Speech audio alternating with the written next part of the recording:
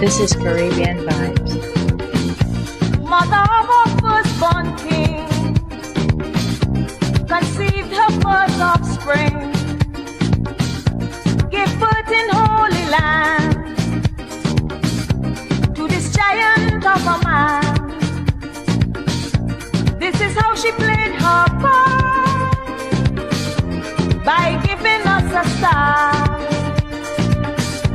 History books will all now show how much to her we owe. I, Maria. I, Maria. Sing Hosanna for King. In the highest let us sing. Maria, Maria, Maria, Maria. He is our Savior. Let's anoint his head with oil and serenade our firstborn boy.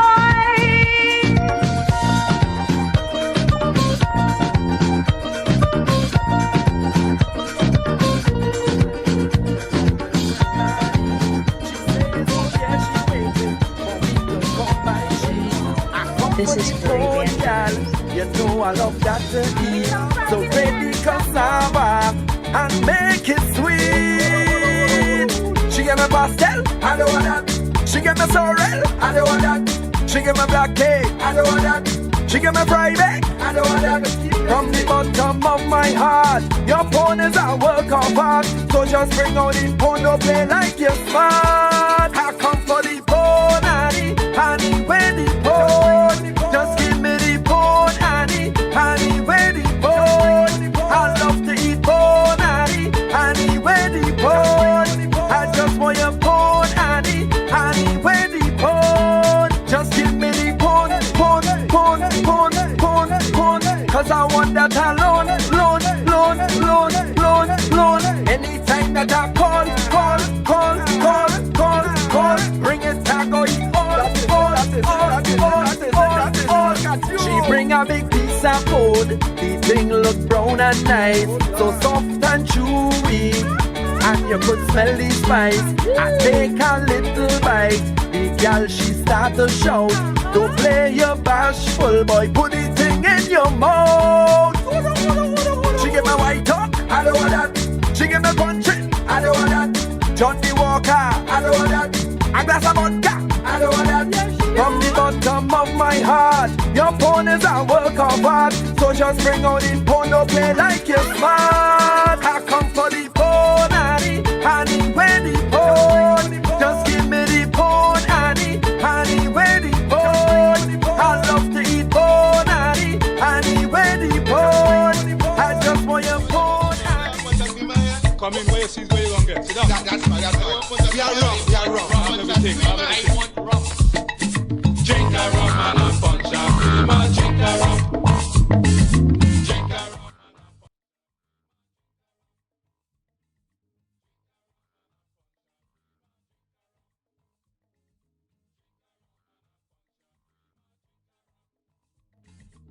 Muma, Muma, would you like to join your sonny? I am over here, happy in the mother country, darling for the Christmas. Your son would be really jumping. Listen to the chorus of what we all will be singing. Drink a rum and a punch of cream and drink a rum. It's Christmas morning. Drink a rum and a punch of cream and drink a rum. Mama, drink it, you drink it. Drink a rum and a punch of cream and drink a rum. Let we fed it, we fed it. Drink a rum and a punch of cream and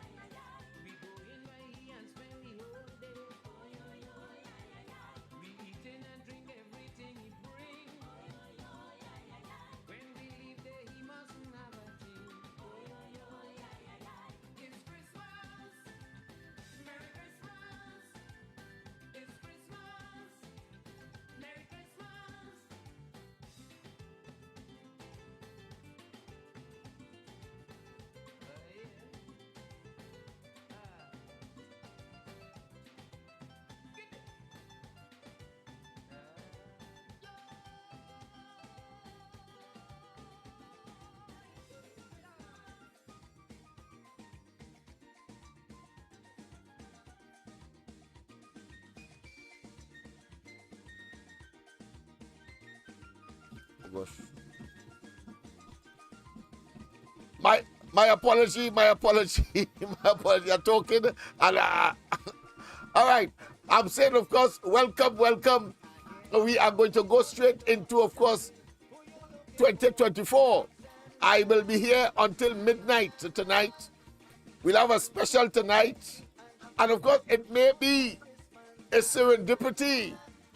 It may be, of course, the enthusiasm that I want to evoke and invoke and spread. I want to tell you that we have a tremendous opportunity. And while, of course, 2024 will be ushered in the next several hours, I want to tell you that our focus is on 2025. But before we get to 2025, we must have 2024. And 2024 will come under our belts just as how 2023 is now, in the next few hours, history. And of course, that glorious occasion we will celebrate. But in the meantime, as I say, whether you want to call it a toast, you may be in church, you may wish, of course, to generate and look at starlights. You may look at, of course, all of the bringing in of a new year that is traditional in Trinidad and Tobago. We must not lose focus. We must not lose focus that the objective is to, of course, protect and defend our democracy against a group of individuals who have, of course, over the last 8 years, not only been disappointing, not only devious, they have been, not only destructive and disruptive, but certainly have not added value. Most important, not added value to Trinidad and Tobago and its advancement and development. Rowley and, of course, his minions could boast about this so-called dragon gas that ought to have been long before, and that at any rate, any government coming into office would have pursued that because of necessity. After all, we are a very old gas oil province, and therefore we have to find ways and means. But even that, and the way how it has been done with this administration, clearly the Kamala Persad-Bissessar administration would have done much more. Not only would we be signing if Kamala Persad-Bissessar, the UNC, was around and in the charge of our affairs, not only would we not regretting putting Rowley and them there, not only would we regretting, we will be regretting that we are having a pauperized Christmas. Not only would we will not be regretting that 2024 will be seen as a brighter one, because you would have spent a better Christmas because of the policies and programs that are people-oriented and that are dedicated, of course, for the advancement of every single human being across the spectrum of humanity, and, of course, ethnic and racial and social, economic, and, of course, class standards and or situations in Trinidad and Tobago. All of them would have been a happy group of individuals and as a nation today if Kamala Persad-Bissessar and the UNC would have been in office. And I say so without fear of contradiction. I say so with a high degree of certainty. And of course, the veracity cannot be questioned when one looks, of course, at the history of the Kamala Persad-Bissessar administration and the UNC between 2010 and 2015. Let us not waste time. History will always be, and of course, be testimony to that reality and that fact. Let us not waste time. But of course, I know some of you would have had, of course, your various loud sounding devices, and of course your your bamboo and in our days it is called cabal, or whatever form it is to usher in the new year. We will be with you under the corridor transformation. Let us get one time into of course the job of reviewing the year, because whilst I say that we are going up to 12 o'clock, certainly 12 o'clock will come quicker or more quickly, especially when you are enjoying yourselves. So let's go straight, of course, to the where we left off this morning. I want to thank Khalid Rahman, Dr. Khalid Rahman and his family for not only his presence, but allowing him, of course, to share the live this morning between 8 and 10 o'clock with yours truly, myself. And I want to wish him all the best for the new year. Of course, we concluded with, of course, this morning with Anil Roberts, and of course, announcing all of the corruption associated with the Rowley and the PNM in general administration. And I will want to start exactly from there, because I think it is important, because they see in others that which is in them, and that kind of behavior must be, of course, not only be dismissed, not only be attacked, not only be robustly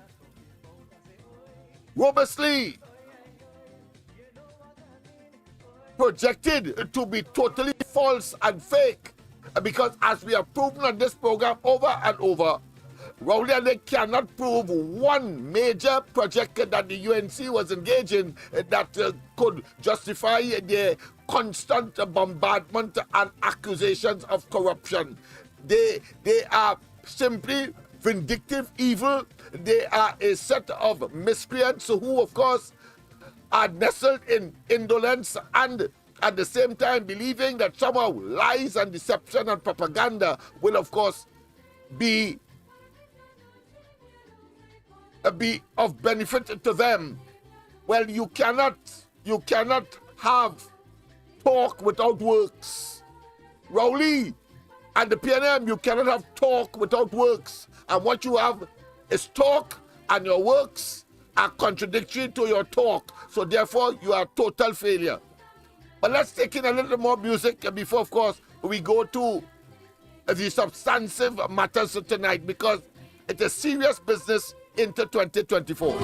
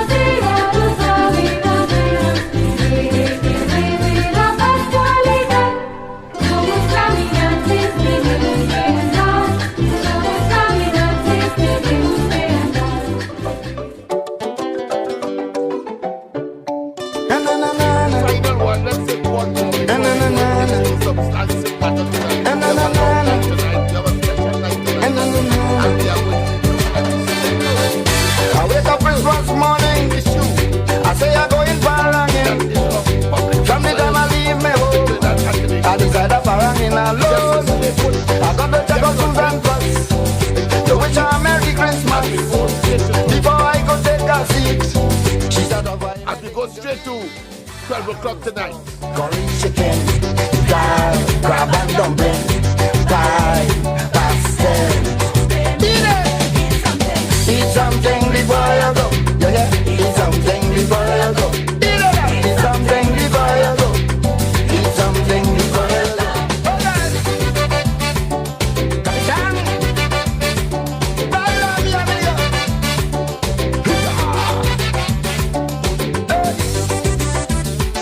Na na na na na na. Na na na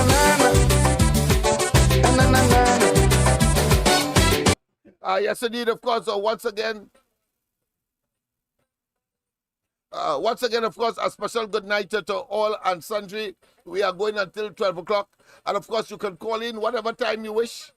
If you want to start now, no problem. The number to call, of course, only WhatsApp, 337-6940, 337-6940. But let's go straight, of course, to of course, Alan Roberts and what he had to say with respect, of course, to the corrupt. You see, I want to make certain that we understand that it is not Lennox Smith alone, but that it is universal. And the fact that even when it is said in Parliament, the PNM has not responded. It is being said outside of Parliament, and the PNM still doesn't respond. So we have them, of course, totally encircled. And of course, they cannot escape. It's like a black hole they are in, and they're fighting for their lives to try to get out. But we will not allow them to, as we take the argument and we take, of course, the narrative, and we take the initiative, and we make certain that at the end of the day, in 2025, at maximum, Rowley and they are out of office. Let's go straight, of course, to Alan Roberts.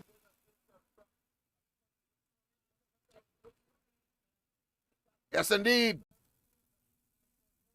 Minister in the history of Trinidad and Tobago, even though this PNM government has paid $11 million for a commission of inquiry that has started, you know.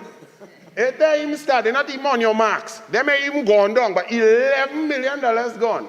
But the Honorable Minister of Works and Transport had the unmitigated gall to say that the Point 14 highway, which the contractor was selected by the PNM OAS before May 24th, and negotiations based on the Hansard of the Honorable Member for Dago Martin Northeast back in 2016 would show that negotiations with the contractor that had begun in January and it completed in a week.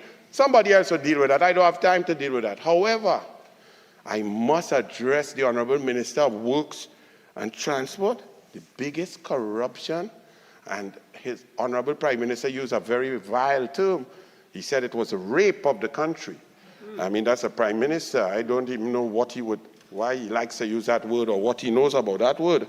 But let me ask the Honorable Minister of Works and Transport if he ever heard of something called the Brian Lara State. Well, you know, I must intervene. Why he would regularly use as part of his repertoire or his, of course, vocabulary, use, of course, rape. But I want to say because he is a rapist. I'm talking about Dr. Rowley here. Rapist and a pedophile. Go ahead, Anil. Yeah. That was budgeted at $175 million and ended up at $1.3 billion.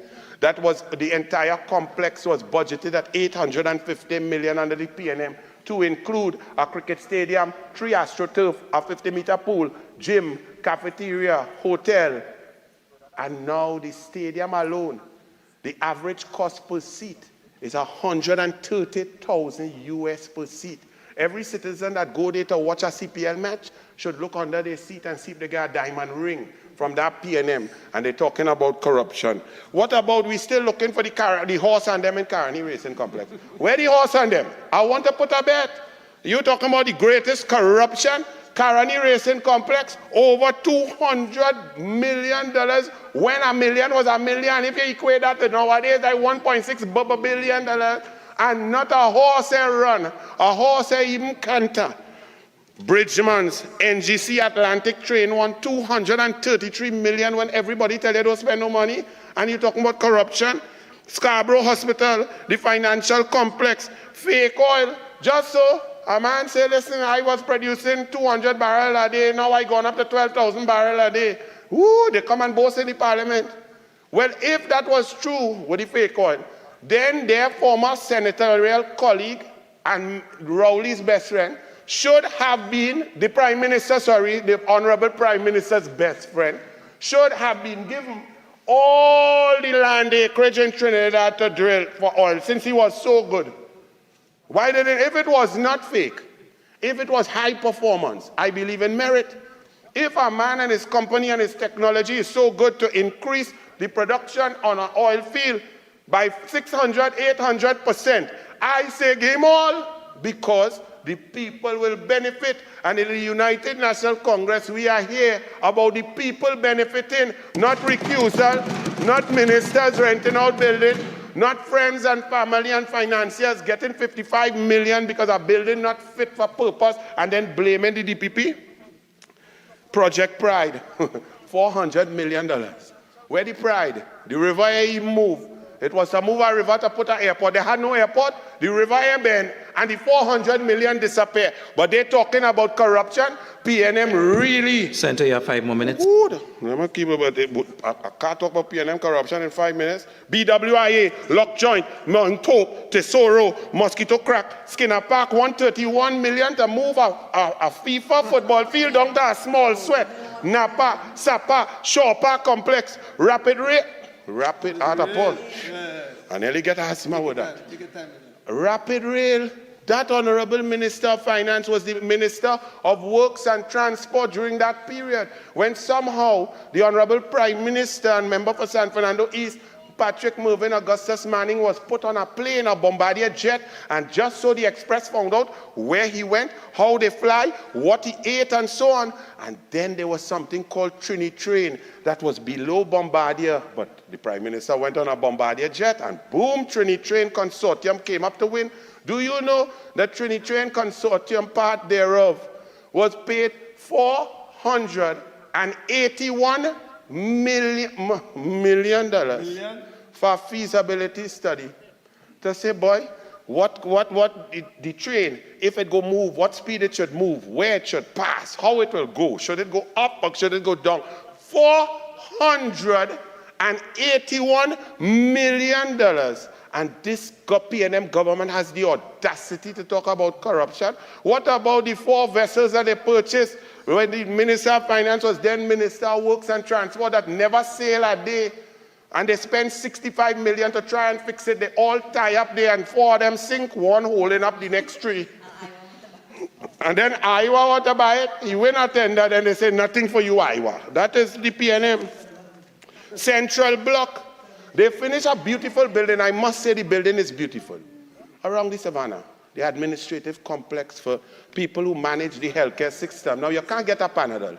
You can't get your oncology drugs. You can't get dialysis. You're sleeping in the hallway. When rain fall in the hospital, orderly taking nurse on the back and pushing wheelchair. But PNM built a beautiful building. Now, it has no parking, but it's sweet. It's lovely. But when you look past it, you look about 600 meters so, and you look up, you see a shell that there you, the court chairman, said will be complete by February next year, but nothing in it, just some red steel that looks similar to the steel by Balize House, and they're talking about corruption. Central Block, nothing for the people, but building going up with favorite contractor, World GTL, and Nikwan, well, boy, I don't have no time now. World GTL, Malcolm Jones, lawyer is the Honorable Stuart Young. Let me just put a small pin right here to say that Nikwan fiasco is the most corruption in the history of Trinidad and Tobago. And PNM should never be talking. And it now embroils one of the greatest banks in the history of the Caribbean. It now involves Republic Bank because 100 and somehow Nikwan, however you want to pronounce it, was able to get $120 million US loan on assets that were questionable.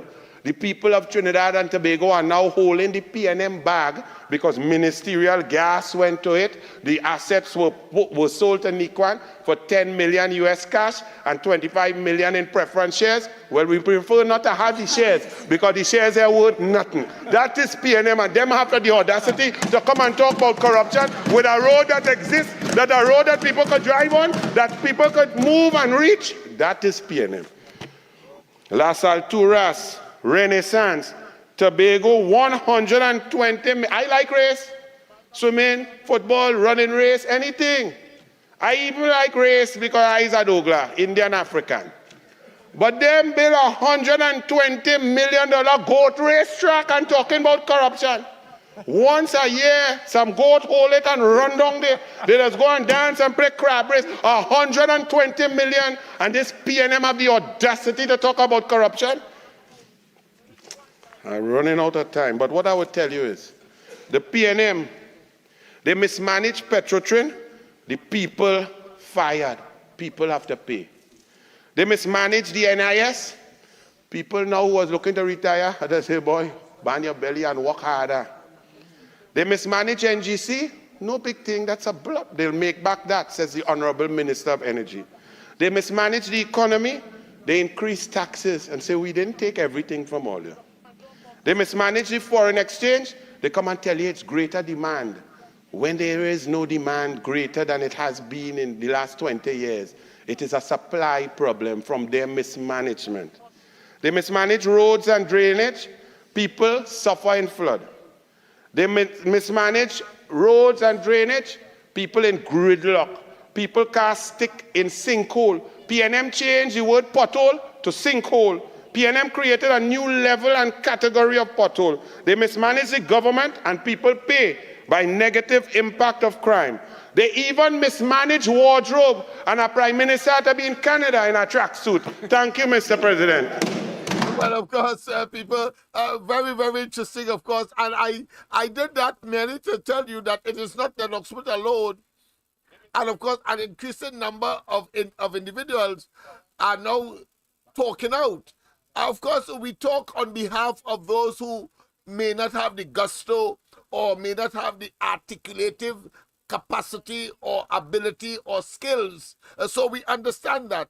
But what is important is that inside of here, your intellect, your intelligence, your cognitive skills, and your ability to rationalize and understand what is wrong and what is right is right. Of course, tonight I want to also, of course, take you back from the perspective of newspaper headlines.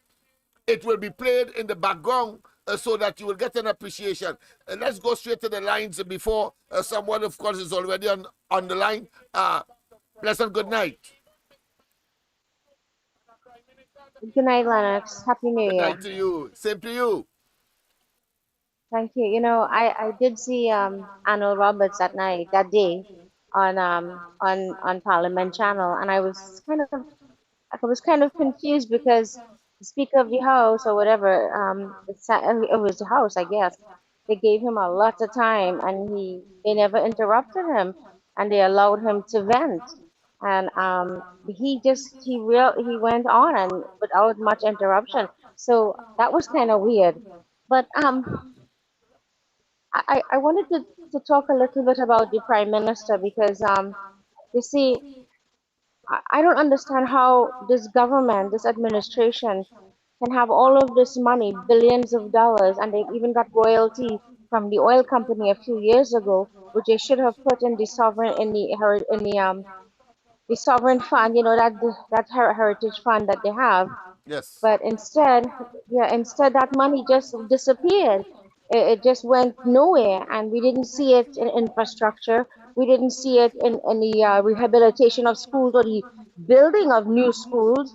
We didn't see it in housings for people. We just saw like patch up, patch up, patch up, patch up, and they got a lot of gifts from foreign governments, which is little trinkets like beads and little things that they get, you know, little watercraft, little floaties and things like that. And where did that money go? You see, I think the Prime Minister, this is why this man is never in the country. He flies out because out of sight, out of mind, Lennox. Lennox, if we are out of his sight, he don't have to think about us. So when he come back here, he's like, oh, I have to go to a fundraiser tonight, PNM fundraiser. I'm gonna meet with this rich guy, some rich guy in the oil business. I have to golf with he tomorrow. I gotta help his son. And let me see. Tomorrow when I go in the golf course, I'm gonna meet with my buddy, this guy, and his children. And yeah, I had to take care of my business and I have to know what stocks to invest in. And he don't give a crap about nobody. And you see, this is why I feel like our people are very weak and feeble, because we are, even myself, but I can't do much because it's just me. But we talk and we complain, and we refuse to take action. We refuse to get out there and march. we should be taking flambeaux and machetes and everything and going straight into Parliament, like the crowd that wanted to get Frankenstein, because the Prime Minister is a Frankenstein. He's a monster. And I see him as somebody who does not want to lead us forward, but want to bring us back to the old plantation model. And I'll tell you this, the reason why I believe that was a few years ago, right, Lennox? Remember when they had the brown bag lunch with the education? Kamala did that with the education ministry. And every week they would have a brown bag lunch and they would invite all the locals to come and teachers. I went to one of those in 2015, right after PLM came in. And when I went there, it was a whole different group. And I was sharing ideas that, okay, we need to have some smart boards. We need to bring some more technology, have every school to have a computer lab, even pre-K. And one of the older teachers, she said, what? She said, that is a different way of thinking. We can't do that because we're not ready. They feel like we're children. We're not ready to accept, the future. We're unable to accept technology. We're unable to decipher reading and deep knowledge. So we had to live like rudimentary crawlers. You're just crawling on your belly and bowing down and thank you, master, and thank you and praise you. All these ministers, thank you so much. I'm just so fed up. Lennox, I hope that 2024 we do something different because nothing is going to change, my friend. Nothing is going to change if we don't rebel, and we need to revolt, and people are too scared. They're frightened. All right.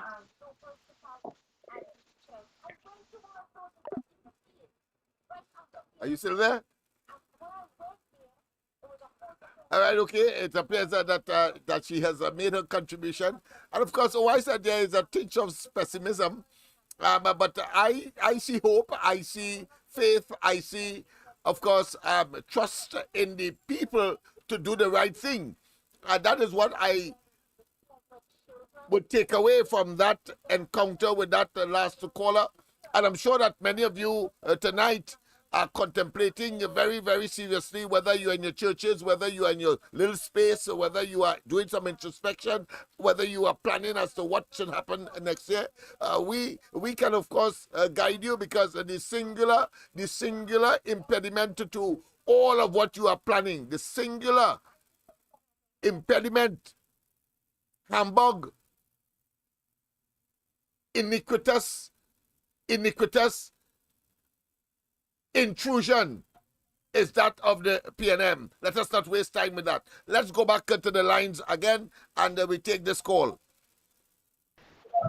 Pleasant good night. Welcome. Welcome on this All Year's night. Yeah, good night, Lennox. How are you going? Well, of course, as could be, we are going until 12 o'clock, and to witness the turn of the year into 2024. And of course, I am very enthused, very bubbling, and ready, and able, and willing, of course, to take on the task that is ahead of us to protect and defend our democracy. You are in that church service and you're in reviewing one.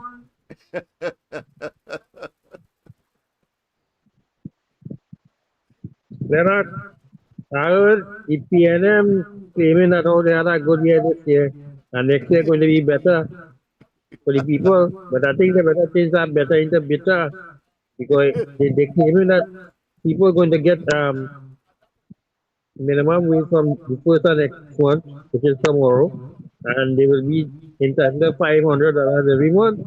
And when they work it out, it's $355 and something cents, and $23 and some cents will be taken home at the end of the month as a minimum wage worker. And I wonder if that can mind anybody in this time and age when you have all these expenses coming up with property tax and light bill and inflation of food and all these other things and traveling and all that. Who can live on $3,500 as a normal human being there take transport and all these other things and the other mind insurance? You tell me if that can mind a person with a family. Eh? You can't survive on that place much less if you have a family. And then talking like the $500 is a big increase of money. That money, before you count it, it's gone because the the expenses you're gonna have to pay with all these different taxes coming in. They're gonna eat up your money like cancer. But the biggest joke I heard is when they was talking to our old leader, some pundit Mukram or something like that, Yes. right? They were interviewing the man, right? And he was talking about crime. Here what the man said. The man said he's praying or he's praying in the temple, in the mosque, in the churches. But he said like praying working at all. If a man who is a religious leader to come out and say that all the prayers he's praying ain't working, which means to say then throw up their hands in the air and realize that we're not fair state, you know. Because once they could claim that there is religious leaders and if they pray are working, which means the onus is on the government to do what they're supposed to be doing, right? And they're not doing it. So that what the man say, the government supposed to be putting things in place in order to serve this crime. But like them throw their hand up in the air too, and like God forsake everybody here. But I laugh at how that man talking. I mean to say, if he talking like that, it have no hope in church, it have no hope in God. I don't know. Well, remember, That Rowley is tried that that is as torture, well. you know. Rowley tried that before he talked about, of course, a public health fiasco, a public health endangerment. That is, of course, crime. So, but of course, he projecting, of course, that you go to a pharmacy, you take a tablet, and crime will just dissipate. That monster for a prime minister. But go ahead, my friend. I think you're right, you know, like that one man say prayer not working because you need to go and get injection and tablet. You need to go to the pharmacy in the health institution to get help. Because I the only way I think that this government needs to be deal with crime, you know, is a health crisis. I don't know that stupidness that resonating among these was it really journalists. Never ask them in what way this is a health crisis because you can't tell me you go take a Panadol or get some sort of injection or something to stop that. They never question it in that way, you know. They just use this to just talk. It's a health issue. It's a health crisis. In what way? Tell me what way is a health crisis? You know, That's just to send the I don't fool understand further. things That's that all. It's a momentary. Should I say a momentary Panadol, not a panacea, you know, a momentary Panadol. To of course, until today, he is now talking about the watchwords of the country. He said that crime is as a consequence of people not adhering to the watchwords of the country. He's talking about, of course, discipline, tolerance, and production. He's now talking that now. After, of course, he told us about his government has failed. He accepted that at one time. But it's clear, all he wants to do is to talk the next talk to take him as far as the next distance before, of course, the inevitable in 2025, if not before. there are people. Because there was asking people waiting to happen for 2023. I mean 2024 if the crime situation will improve.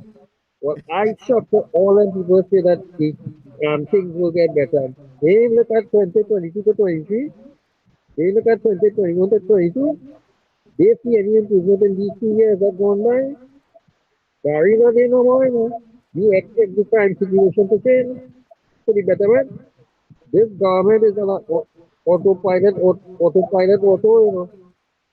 Them not studying nobody. If you why yes in Trinidad. And I tell you just as how Trinidad end up to the year end, it's go the beginning of the year will be the same. These criminals, them running a well-oiled machinery, you know, there are no finite criminals in here again, you know. It is well coordinated their business is to kill people and to escape. And they well know to find the target too, better than the police. And they know to do the escaping and all, like Harry Houdini. That's disappear in many others like that, like a magician. And the police can't find. I know the police know who them is, who know the crime, but they don't know stop them. Because crime, it benefits some people at the end of the day, right? Yes, my But friend.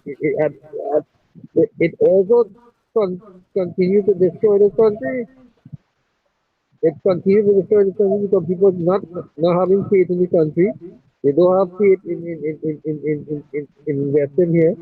And people business and they're not closing down and all these other things because of the crime. The only thing I see making money for the here level is fireworks. A Russian going to buy fireworks to shoot it up in the air. Well, tonight, of I'll course, have a nice time. is the expression, the way how we traditionally bring in, usher in the following year.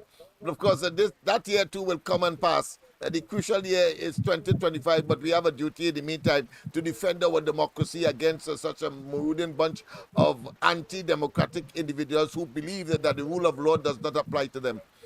Yes, indeed. That's it for you? So no, some of us wouldn't make it to 2025, you know, friend. I tell you so. Some of us wouldn't make it. All right, my No, friend. it's not a funny thing. It's not a funny thing. You know, like, look, I lost a friend on Christmas Day. You know the man there, you know, until today. I No, see well, white posters, something I like agree that with there. you, but we are law-abiding citizens, even though the government believe that it is above the law, and of course we are not prepared to use the bullet, even though that may be contemplated. But no, we will use the ballot, and the ballot is due in 2025. That's the point I am making here when I talk about 2025. 20 months is too long, Lennox. 20 months is too long. Them I hear fellas need to you. go to I hear do you. But irreparable damage. that is the patience and the tolerance we must have if we really want, of course, to protect and defend and to reinstate our democracy and to jettison and to eliminate or annihilate those elements that have commandeered, have stolen, have entrapped, have, of course, captured the government of Trinidad and Tobago by their nefarious and abuse of office and misbehavioral conduct over the last 8 years. All right, thank you very much. Yes. I might come back in later on, but to everybody listening and to your family and everybody else, let me pray that God for you and watch over you at the end of the day. Because we All live right. in perilous Be optimistic, my friend. Be optimistic. Yeah. And let me, of course, We live, extend to you and your family and of course, all those who are online now and who, of course, will be viewing this broadcast later. Have a wonderful 2024. Stay safe. Try to avoid untoward incidents as we, of course, protect ourselves in preparation for 2025. We have to be optimistic because, of course, there was a time when Rowley was not around. He only came into our space in 2015 and just before that. So therefore, Trinidad and Tobago was around long before that, and so we can wait 8 years, 10 years, as the case may be. Now that we know that the thing has come full circle and we know him inside out, it means that the underbelly that he was hiding is now exposed, and therefore their inability to manage anything and their intent to, of course, steal and of course, rape the treasury of the country. I heard earlier about Dr. Rowley's over-obsession with the term rape. Well, we know why, because, of course, he's a blasted rapist, and as Vanilla Toppin would have told us in the Parliament, he is also a victim of rape. So he may well be, of course, the classic psychological situation where, of course, the son is the father of the man. In other words, some of your early experiences may well, of course, be a manifestation of the man. And a terrible person like that, with all that baggage, load, and of course, filth, to be in the office of Prime Minister, I say, damn the PNM, and we tell you, get the hands, and at the same time, we tell you it is, of course, a devastating as well as a a disservice to Trinidad and Tobago that a party with so much history and longevity can, of course, perpetrate that kind of crime, and of course, political as well as constitutional as well as democratic infringement on the people of Trinidad and Tobago, and therefore, you just have to look at the newspaper clippings of the year and get an appreciation as to what transpired in 2023 alone. Just have a read from time to time. 8 shot dead, and of course, on the side of it, I thought it was important, of course, to put those who have been responsible for that tragedy, that travesty, that evil, that wickedness, and that, of course, what is considered to be shambolic situation and the killing field that Trinidad and Tobago has turned into over the last 8 years. Rowley at the helm, and therefore all of them must pay the price ultimately when the time comes. And as I said, we are not going to contemplate or in any way focus on the bullet, but we want to make certain that the ballot works for us.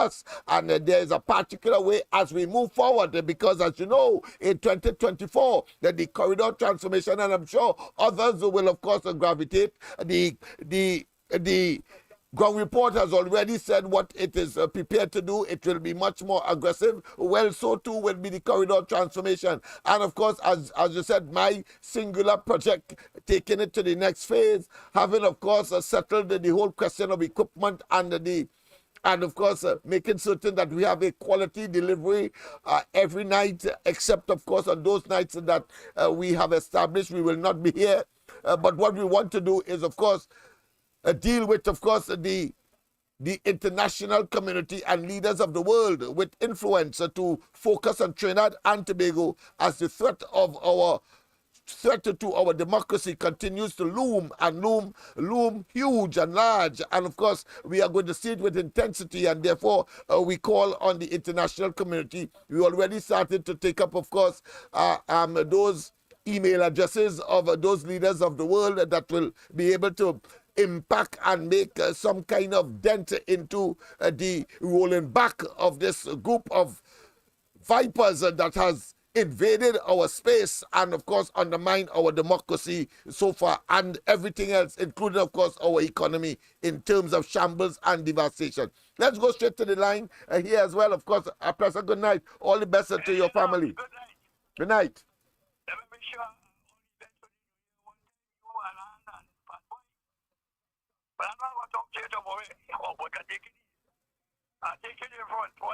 Yes. He was so correct, but I wasn't surprised. Yes.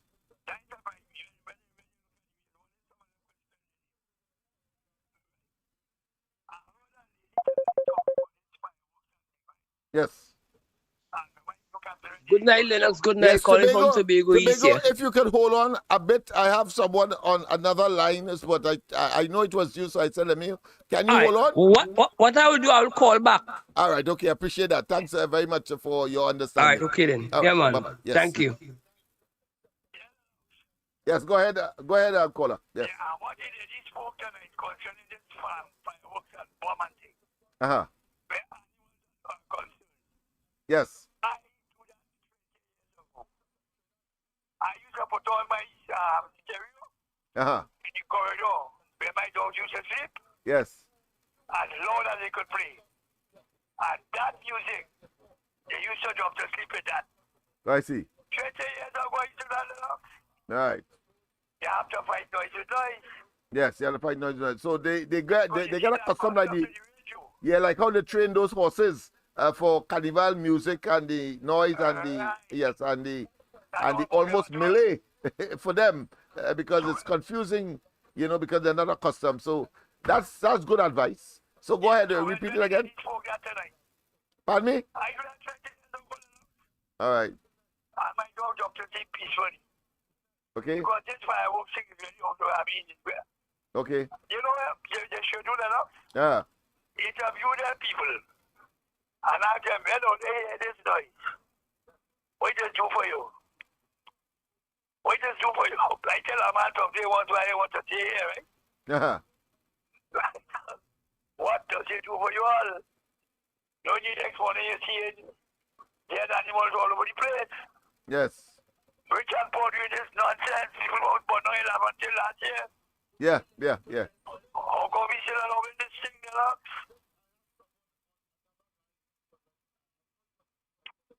Yeah.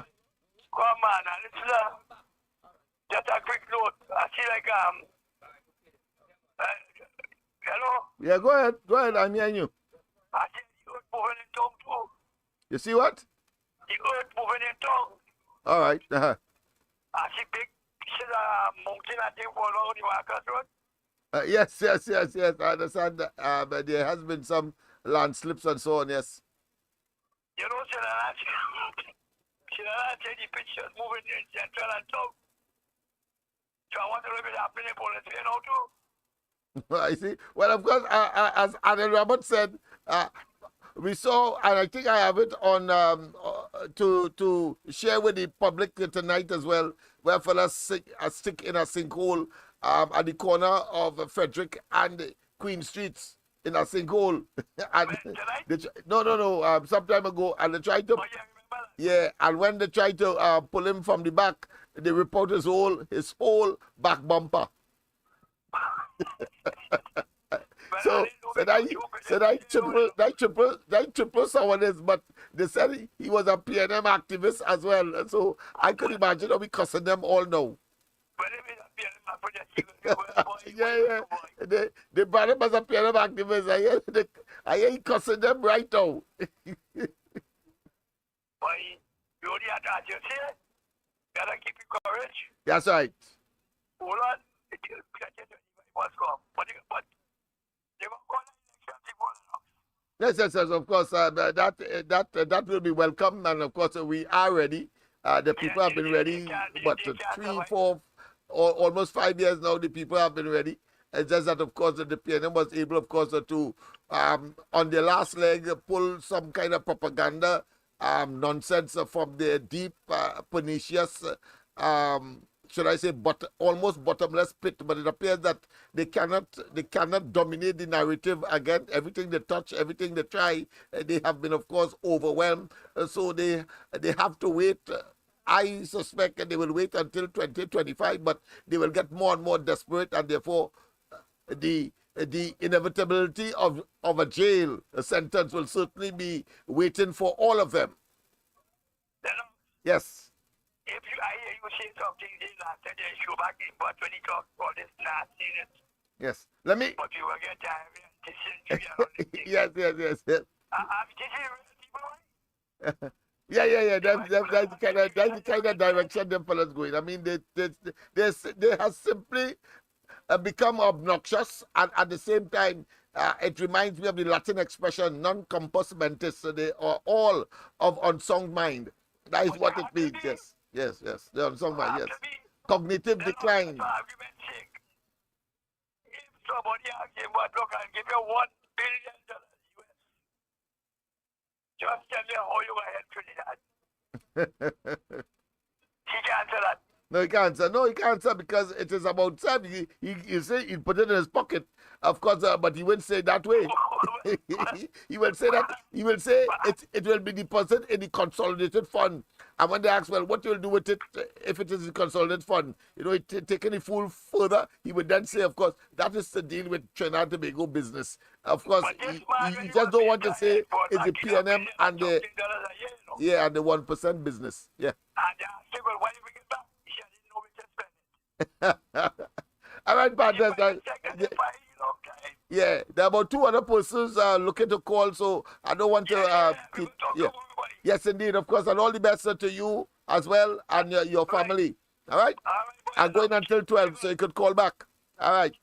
Yeah, okay. Sorry about that. The 2 callers that, in fact, called whilst I was on that phone, but I'll take it anywhere, whether you're on the my personal phone or you are on 337-6940. Please, of course, don't hesitate. Tonight is a long night. We are going until 12 o'clock. So, of course, we are going to be up. I'll be in your company. But I want you, of course, to take note and do a little reading as well as to some of the items that would have been making the headlines during the year. Pleasant good night. Welcome to the corridor. Good night to you, Lennox. Good night to you. Calling from Tobago East. Yes, indeed. And all Well, the I best want to wish you a happy new year, you and your family, and to everybody on the chat, and everybody in Trinidad and Tobago, at least the world. You know, just this early morning, one of our stalwarts in Tobago passed away, right? You heard about it? Yes, Huchoy Charles. Yes, I heard, yes. Right. Well, you know that guy make one mistake and Tobago and make you pay for it, right? Yes. But you actually had us blaming a lot too. You know, I mean, when you make a mistake, sometimes you have to say sorry and thing too, eh? Right. And if you doesn't do that, you know, it could come back to haunt you and thing. And that is one of the reasons. But notwithstanding, the guy had made a lot of contribution towards Tobago, right? And he had made continued a lot of up to contribution. the last election. He continued as well because he was. I think he made a very what I consider to be salient contribution as to the construct of the constitution. Rowley was talking about Fali cannot, of course, castigate him utilizing the House of Assembly, and Hochstein was saying no, that is not so. They have a similar privileges just as the National Parliament. So he has been very active in terms of advice and of being a grandmaster, so to speak. So up to his last days. And you know something, Lennox? Yeah. Go ahead. He had built a school, Mason Hall School here, with just the amount of money he had was to do. He built that school, that Mason Hall School, without no cost overrun like that. What the things that the amount of cost overrun went into big way under the PM by London and all of them, right? Yes. He was able to build a few roads too and all like that, right?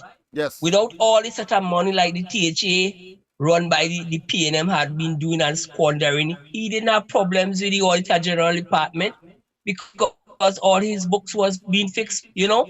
Yes. It's since when the PNM came in power that you have this problem where the Auditor General report was not followed up until they find something around since about 2005. They weren't even submitting reports. They weren't even submitting accounts either since 2005. And it has been improved now, but that was reality. But go ahead, sorry. You know, and this is something I wonder, what going on in the Auditor General report and these people in the Auditor General. Because I remember some years ago, when Robinson was there as the man in charge of Tobago, the Manning under Manning regime, Manning had ordered the Auditor General Department to come to Tobago and carry out a thorough investigation on Robinson, saying that Robinson had steal some money from the crushing plant in Studley Park. And when it was completed, and I'm saying this because I'm saying my brother was one of the top man that did that thing into big that carry out that survey for the Auditor General, because he was working on the Auditor General Department at that time. They found nothing wrong with Robinson and the running of the THA. But there and then you see all this thing going on and under London and them, and these fellas and them they just wipe their hand and let it just go and thing. And up to today, nobody can say where the money go, and nobody never hold responsibility. And just recently, policemen in Tobago trying to and ransacking Farley and them house for documents. And just imagine that. You seen Balize house going up after how much boom they have in this country. Balize, PNM could not have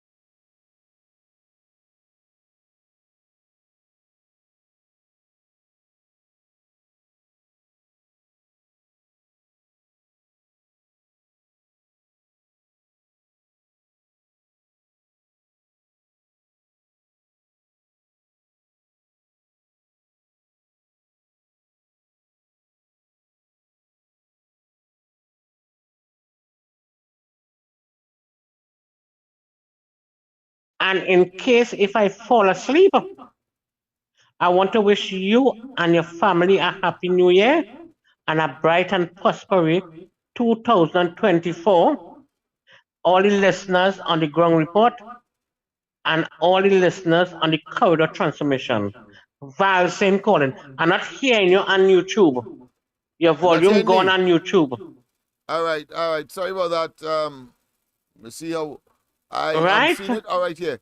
But try test Come, it now let me. because yes, I'm seeing it now. I'm seeing it working I'm now hearing it. Come Okay, on, good. when Right. 2024 come, let we fight and let we get that evil out of the country. Yes, Right? yes, indeed. Of And I course, want to that tell is Miss a Santa singular. Cruz, Yeah. I want to tell Miss Santa Cruz, Happy New Year, health and strength and prosperity. So all I want to tell you, Mr. Lennox, you're going until after 12. I want you to reach home safe with God blessings and the blood of the Lord over you. Thank you. Thank you very much. Thank you very much. Thank you very, very, Okay? very, very much. So Yes, thank and you, same darling. to you. Same to you, yours, and what you wish for. Rest assured, we here on the corridor will, of course, support implicitly.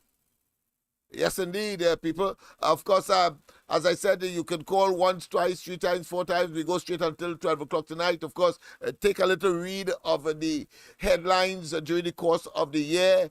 Some of them are very harrowing, some of them are very interesting, and others are very dangerous for Trinidad and Tobago. Pleasant good night. Welcome to the corridor. Hi, pleasant good night, Mr. Smith. Good night to you as well. And to the listeners. Well, I hear you now. I hear you now on the program. Right. Right. So just want to wish everybody a happy new year. And I hope this year brings some good results in terms of the politics, and because politics affect everything. It affect our spiritual life, our physical life, our daily life. So that is something we would want to see, because right now, Lennox, could you tell me what time is the Prime Minister's address to the nation? I am not aware. I'm not aware, and since you don't know, it is a microcosm of as to the interest people has in this prime minister. He simply comes, he rants and raves, and of course he said more of the same. And really and truly, what people are hoping to get, really against hope, of course, is a date for the elections. Full stop. So I would not know, but I certainly will convey once, of course, he makes himself present and give us the usual rhetoric and the trickery and the chicanery that he has clearly been a mastery of.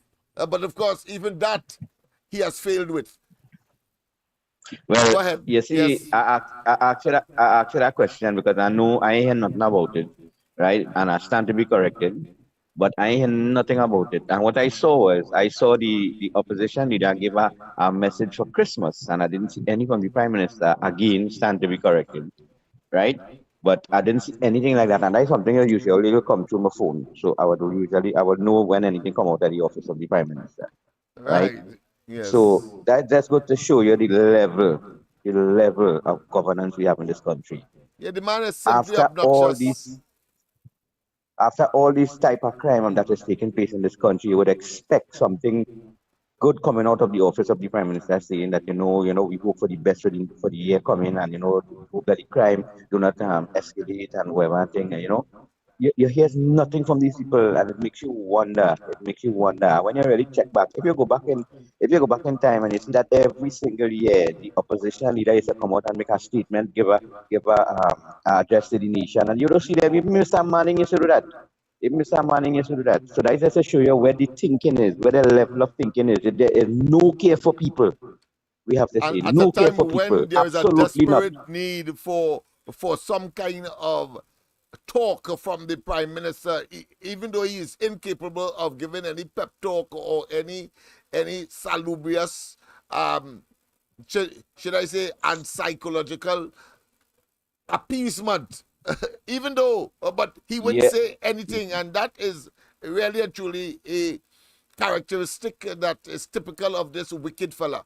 He simply doesn't care. It's only, yeah, it's only up, and that goes to show the difference in leadership, Lennox.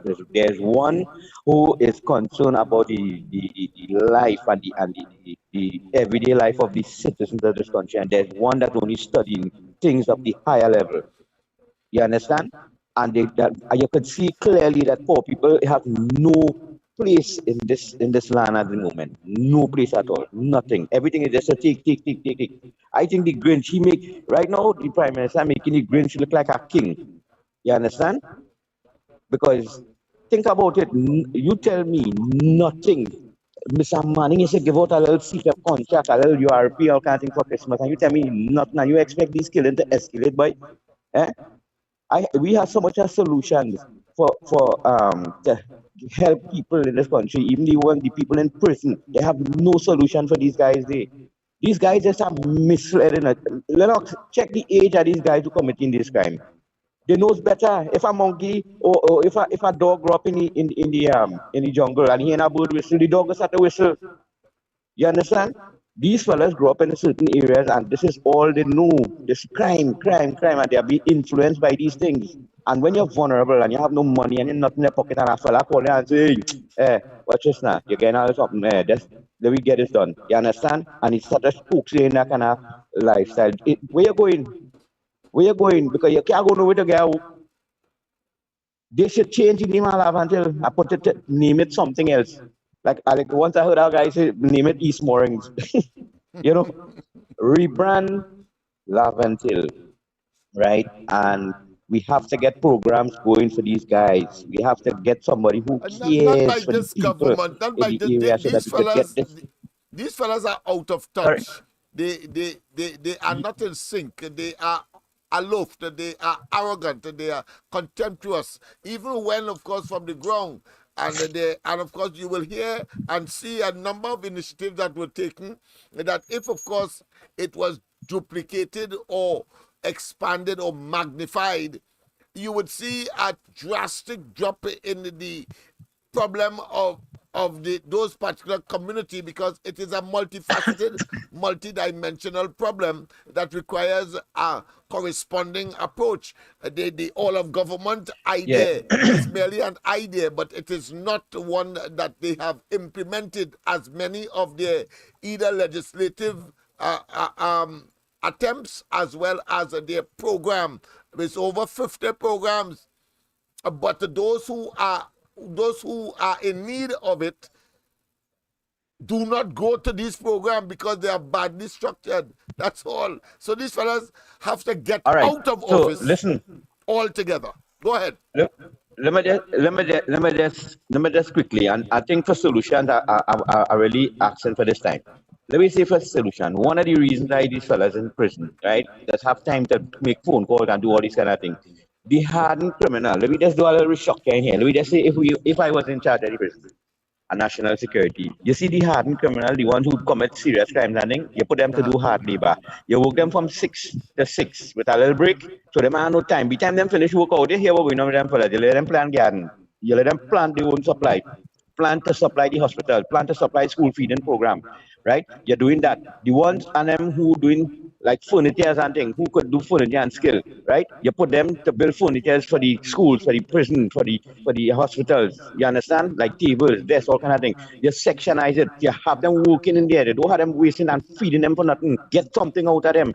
Now listen.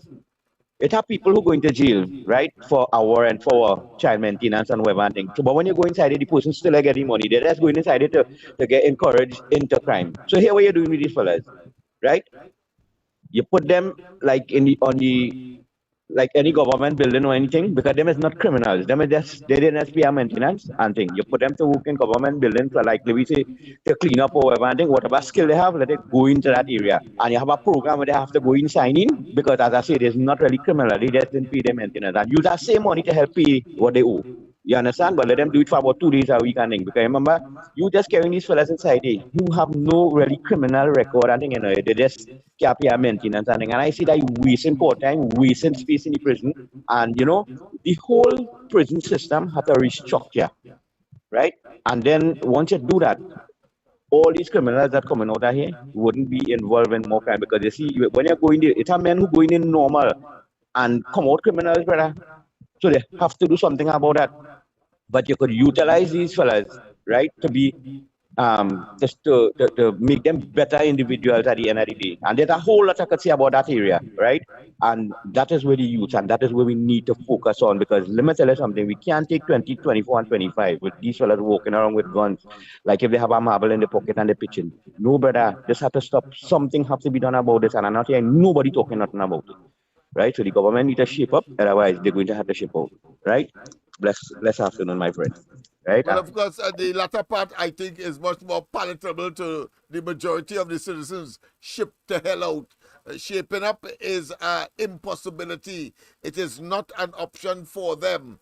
And let me tell you, that beautiful suggestion that you suggested that it should be implemented for those who have been imprisoned for one reason or another. Let me tell you this: you put that to Rowley, and they will tell you that if you implement what you just said there, the fellas and them who have to pay cock tax and other and find themselves in prison for menial things, for things that could be easily adjusted, but they are not hardened criminals. Rowley and they will respond by saying simply that, listen, you want to encourage people to continue to come in prison so that they could get work from the government. That is what they will tell you. But a pleasant good night. Welcome to the corridor. A pleasant good night to you, Lennox, and to all the genuine supporters of the corridor transformation.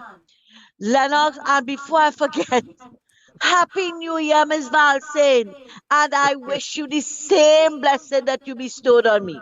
Yes.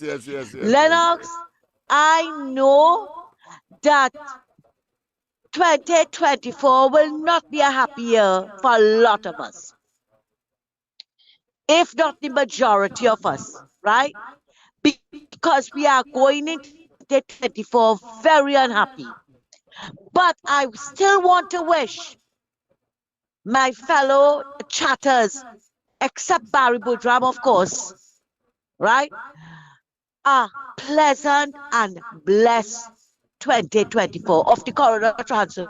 A pleasant and blessed 2024.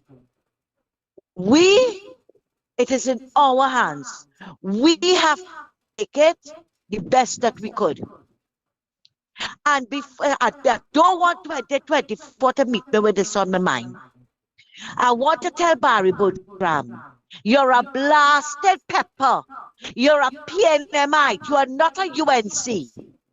So this crap that you're talking here tonight, but Kamala had to go and use a strong supporter, my foot. All this infantry is spewing here tonight. Near almost 600 murders. You're not calling for Rowley to go, Heinz to go, but you're calling on Kamala to go. You get the hell out of here. Get behind the Satan. We are not going to 24 minutes crap from you. Yeah, you're not even a UNC member, but you wanted to call in turners. Kamala don't have the country in the situation that it's in. If you listen to Kamala Christmas Day message and New Year's message, as compared to Rowley New Year's message, it's a lot of effrontery. Rowley don't know how to speak to people. Lennox, I don't know what is wrong with some of these people, like they're blighted and bewitched. And you know what? They bring their nasty blight and bewitched and pombedded on the chats. But you see, tonight, you see all what we're going through, and we had to face property tax from tomorrow. We are not taking it. And I heard one of your callers say that we have to take the streets by storm and machete and whatever. Hey, madam, you want to use machete, use it. Go by yourself. I am not going to condone that kind of behavior, Lennox, and I will not be part of it. Because, as you always say, we will change the government by the ballot. I don't believe in violence. And who want to get violent out there, go right ahead. Because when we act and get on so, what do we expect the school children to do? Who we are condemning for what it is they are doing? I don't agree with violence at all. Who want to go, they go. Or they're playing bad, or it's bad, John, go right ahead. Or they ain't seen Santa Cruz there. And I'm making it very, very clear. Anybody who want to act violent, stay away from me. Don't include me in all this shoppiness. Right? No, almost 600 murders. But Rowley have big fete tonight in Tobago. That is where our tax go in. That is where our tax dollar go in. A lot of people didn't have a good Christmas. We are seeing what is facing us for the new year. But Rowley dancing and fetting the night away. And that is a government that cared. That is a man that great CPNM because they love you so. They're taking good care of you. And coming and talking a set of blasted crap for people. Imagine y'all saying, talking about the birth rate too low. When we had Rowley telling people that like baby grant for let them make more children, and you come in to talk about the birth rate too low. People cannot afford to mind the children that they have, and you talk about birth too low. Lennox, I cannot wait for the day for God to step in. That is my one and only prayer, 24/7. Lord, put a hand. Because I don't know how much of this that we can take. Right? Look at what Rowley's doing to the country. But you're not hearing no calls for Rowley to go, Rowley to step down, or Heinz to step down, or all the calls have been for Kamala to go. I didn't know Kamala had the country in this situation again. And that next bottom out from the bamboo. It's a sad, sad thing, Lennox, when you see you have girl children, but they hate women. It's a sad, sad thing. And it's pure hate. Have all of them talking so. Pure hate. But let them continue. All we can do now, Lennox, is to bruise our knees more. And That's get right. down. Yes, get down to business. And Get get down down to in prayer. business. Yes. Yeah, that's all we can do now, Lennox. Because clearly, this government who lied their way into office does not have any answers to the problem. After 8 years, we didn't wait 8 years to see it. Excuse me, Lennox. Right after they came in, it's one excuse after the other. Then we know he lied his way into office and he had no solution to any of the problems that we were facing. And now you asking citizens to help you, go to hell. Go to hell. And you have a police force that had a day of shutdown, policing. They did 14% from Kamala, but they take 4% from Rowley. That matching at all. That's just to show you the level of their thinking.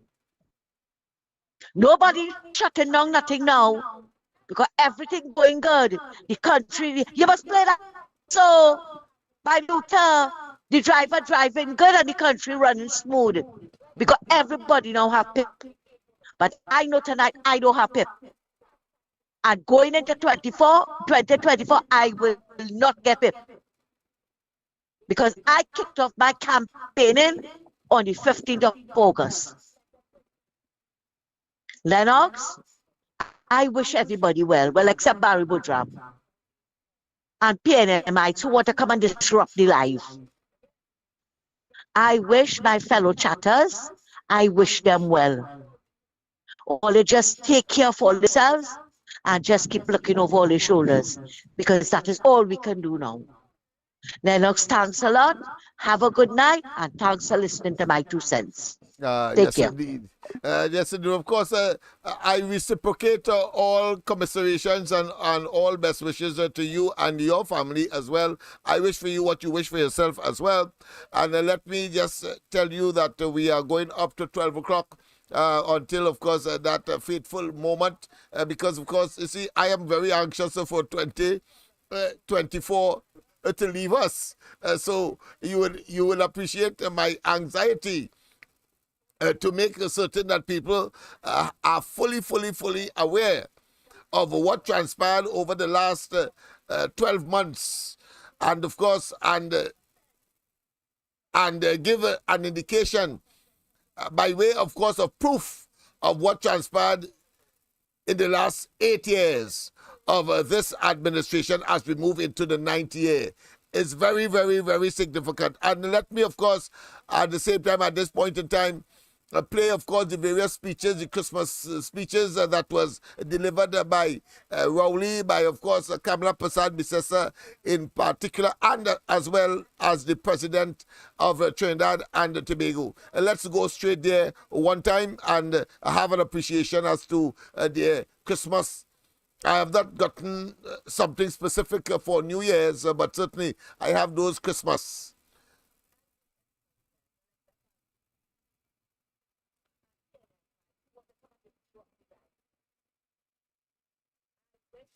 President Christine to use Christmas differences and positively the lives of the less fortunate in society.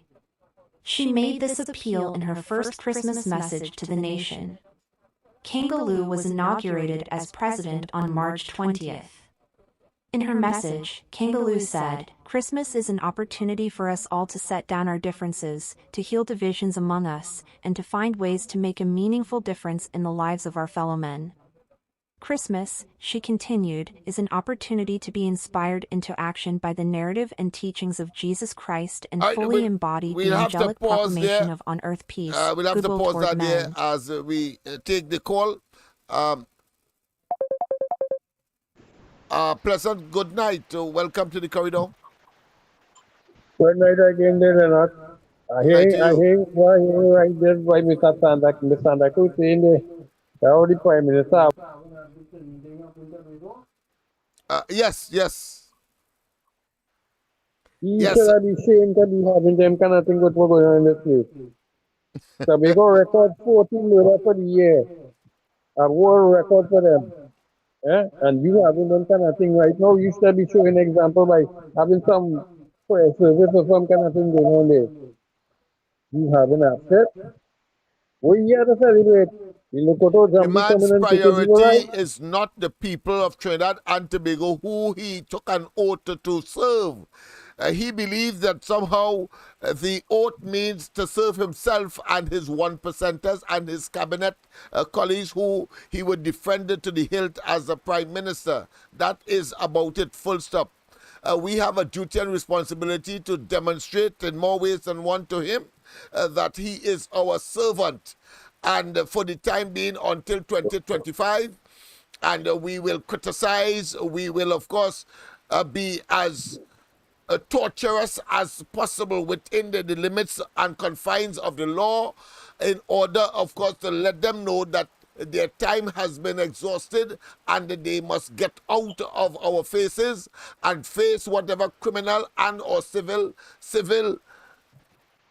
matters that would come their way consequential of the devastation that they have perpetrated and delivered on Trinidad and Tobago under the guise of government and governance.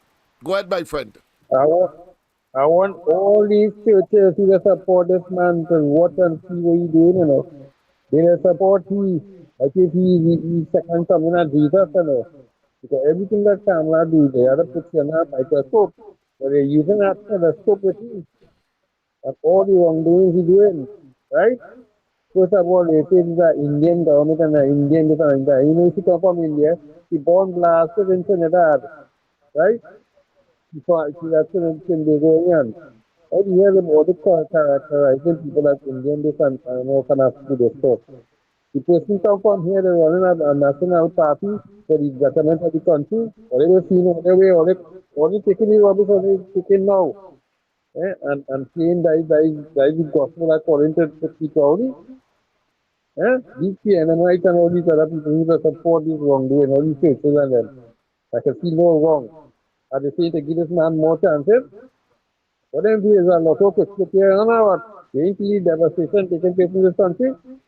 By the time the PNM exit office from this country, then they will be a category 5 origin at the case here, you know. Have a good night.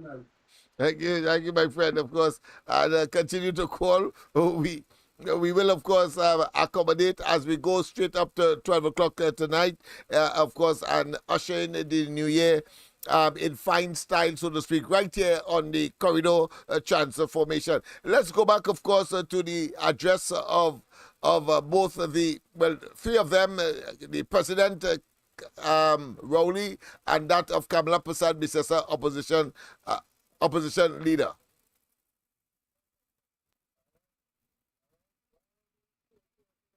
President Christine Kangaloo. President Christine Kangaloo appealed to the population to use Christmas as a time to heal differences and positively the lives of the less fortunate in society. Of course, we have another call, so we have to address that as well. We have another call. A pleasant good night. Welcome to the corridor. Good night, Miss Lennox. Good night. Miss Valsin is here. Yes. Tonight is one night I ain't going to dirty my mouth for Satan. Satan have a day and Satan have a time. But I want to tell Bamboo Mouth, according to what Satmarat say, Bamboo Mouth. Right? Yes. He can't talk about Kamala. I don't know what Kamala gave him that land in Diwali Nagar for. He have no shame. He have no integrity. When Rowley cuss out the tail, why didn't answer Rowley? Why didn't answer Rowley? He put, I don't want to say it, you know, he put his tail between legs and stay quiet. Kamala staying right there and she win the election. And those who don't like it when she win could left the country. Nobody will, I assure you. Everybody will have a reversal. Oh, we were in support. When they realize the reality, yes. Mr. Lennox, I want to tell you something you might not know. I have a sister living in DB. Right? Yes. And I stand up at the double shed, and you know where they sell the doubles there? Yes, yes. And Kamala passing, she wasn't prime minister, she was opposition leader. Yeah. And if you hear what people say, look with Queen passing and they're throwing flowers. You hear? They're throwing flowers at the woman. They're bowing to the woman. Anybody could bow to that monkey, to the green banana and the ripe banana, you call it thing. I don't want to get ugly tonight. Enshan is a nasty Maringa. You hear? He's a nasty man. She should have never given him that land. And here we balling, Dino she land. And if Kamala drinking rum, Mr. Lennox, all of we drink. That is not his business. He a buy for she and he a getting she house in Palmis. He too fast and out of place. Yeah, but you just respond he gets him a damn vex now. Yeah, yeah. Miss Santa Cruz. Some people need to we love you, darling. And watch me, I'm older than you, eh? On the 20th of October gone, I was 69 years. Oh, right. Congratulations. Miss Santa Cruz, we love you, girl. Watch me. I don't know when you're going to be the president or the prime minister of this country. Right. Thank you. Yes, indeed. Of course, we continue, of course, to let us hear what the president, and then, of course, the prime minister, and then Kamala Persad-Bissessar, and you will sense a distinct difference in terms of feel, in terms of choice of words, in terms of empathy, in terms of serious consideration for the people of Trinidad and Tobago. I assure you, just listen. She made this appeal in her first Christmas message to the nation. Kangaloo was inaugurated as president on March 20th. In her message, Kangaloo said, "Christmas is an opportunity for us all to set down our differences, to heal divisions among us, and to find ways to make a meaningful difference in the lives of our fellow men. Christmas," she continued, "is an opportunity to be inspired into action by the narrative and teachings of Jesus Christ and fully embody the angelic proclamation of on-earth peace, goodwill toward men. As a nation blessed with so many beautiful and wonderful religious celebrations, in which all citizens participate fully, lovingly and without division," Kangaloo said, "Christmas is one of those many beautiful and wonderful celebrations." She added, "It occupies a special place in the hearts of all of us, regardless of our creed, race, class or religion." Kangaloo said, "At Christmas, we are all comforted in being reminded that, regardless of our religion, we are loved by an eternal God who watches over us forgivingly and carefully." She added, "We are all enlivened by being reminded of the hope that, whatever our religion, so long as we follow and apply the precepts of our faith, we will all be saved. We are all energized by the divinity that flows from out of our hearts and into one another's." For some people, Kangaloo continued, Christmas can be difficult because they struggle to face daily challenges and deal with unforeseen circumstances. Let us be an aware and sensitive people, who pause in the midst of our own joy, to reach out and, like the Lord's angel did on that first Christmas night, bring a comfort and hope to those who are suffering. Kangaloo said she hopes that may we all understand the true message and meaning of Christmas and find ways to bring comfort and hope to one another. Christmas greetings from Prime Minister Dr. Keith Rowley.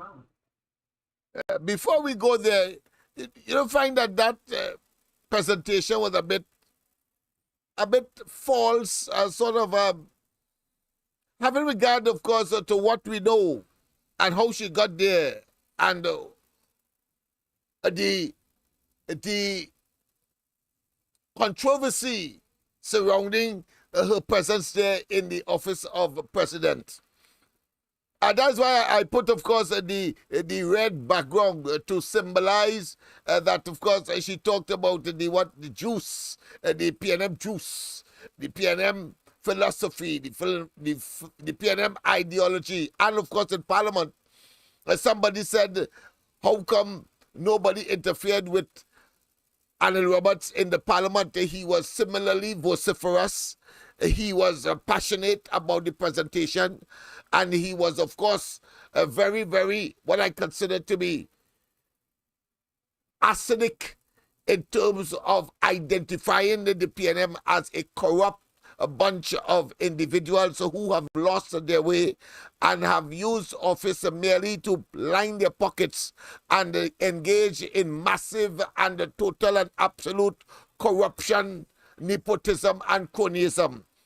Let's hear Dr. Rowley's, of course, Christmas message in the absence of a New Year's message. If there is one, I will find it and we will play it. But here is Christmas message. And I say so because I understand that he was jetting away to some foreign place to spend Christmas and didn't have the time to verbally, to at least on the plane or somewhere, send back, of course, utilizing the technology, some kind of physical message so as to give comfort, particularly at a time when crime was, of course, and still is, a major concern, and the people are living, of course, in a Russian roulette environment where anytime you or my life could be snuffed out because we are in the wrong place at the wrong time. Listen to Dr. Rowley's Christmas message. Prime Minister Dr. Keith Rowley has extended Christmas greetings to the people of Trinidad and Tobago. In a message posted on Facebook earlier today, he noted that one of the laudable aspects of life in Trinidad and Tobago is the way we, a people of various faiths, join together with the billions of Christians around the world to celebrate the birth of Jesus Christ. At Christmas time, our religious and secular differences seem to recede and we transcend and interconnect as brothers and sisters of one species, the human race, if even for a moment. The Apostle Paul, writing on spiritual growth, tells of God's glorious and unlimited resources, from which we all could be empowered with an inner strength, but advises that first, we must allow Christ to have a home in our hearts. PM Rowley said while evidence of broken humanity could be seen across the globe, here at home the customary harmony of our twin islands is being disrupted by an upsurge in mindless, violent crime, including all too frequent murders. This, he said, is an indication that citizens aren't observing one of the basic tenets of our national watchwords, that of tolerance, for each other, with all its wider meanings. Thankfully, in all this, we can still display the best in us. We still show our true character, our kindness, friendship, deep love, true faith, what family life means and our own life's purpose. Let us try to build on these values, particularly that of family life, which, I believe, is key to our seemingly intractable social issues. Look at our country differently. If you search, you will find it is a land of opportunity, providing from prenatal care for mothers to preschool to vocational and tertiary education for students. With provisions for the employed, underemployed, and unemployed, and social care for our elderly. Prime Minister Rowley said as citizens, we have a lot to be thankful for and we continue to distribute the benefits of our natural resources prudently, spreading it as widely and evenly as possible. Let us recognize the holy mystery of Christ, while we celebrate with the cherished customs of the season the parang, the candles, lights and trees, the presents, and, hopefully, a renewed focus on our family life. Citizens, great is our country. Let us never forget nor ignore our signposts on this journey, the national watchwords, discipline, production and tolerance. Let the festive lights of Christmas shine brightly on them, so that we may be guided to an even better place this year and all the years ahead. Merry Christmas 2023 to all citizens and their families. Opposite. No. Doesn't that song superfluous? Doesn't that song almost like cacophonous babblings? Does it not sound like when Rowley tells us that we have a duty to, of course, question leaders because they are working for us? Does it sound like when he told us that in 2015, if after the elections, you still have Kamala there, you're doing yourself an injustice? Does it sound like that? And let's go to the lines. I'm sure people will have comments on that as well. A pleasant good night. Welcome to the corridor. A pleasant good night again. A pleasant good night again, Lennox. Hey. You see what I told you? It was a lot of effrontery that man was talking, Lennox. I want to know which pill he took before he spewed out that BS. I want to know where are the country resources being shared? I'm showing you that. It is only being shared again to the recusals. Yeah. And the procurement of the property, the procurement legislation. Yeah. Lennox, the people who are supposed to get money when the COVID shut down, where is the money? I want to know what this man is take to lie so.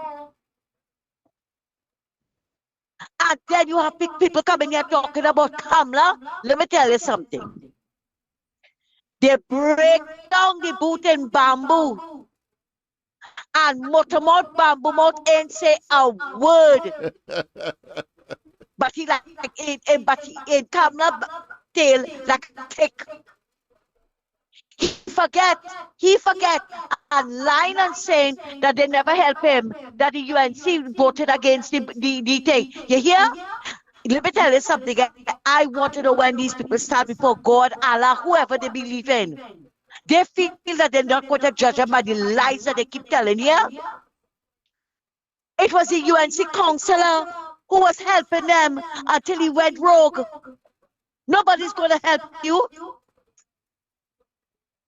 And then you have sappies, you have Pumbedin, like Barry Butrab and them coming here talking a sort of crap about Kamala.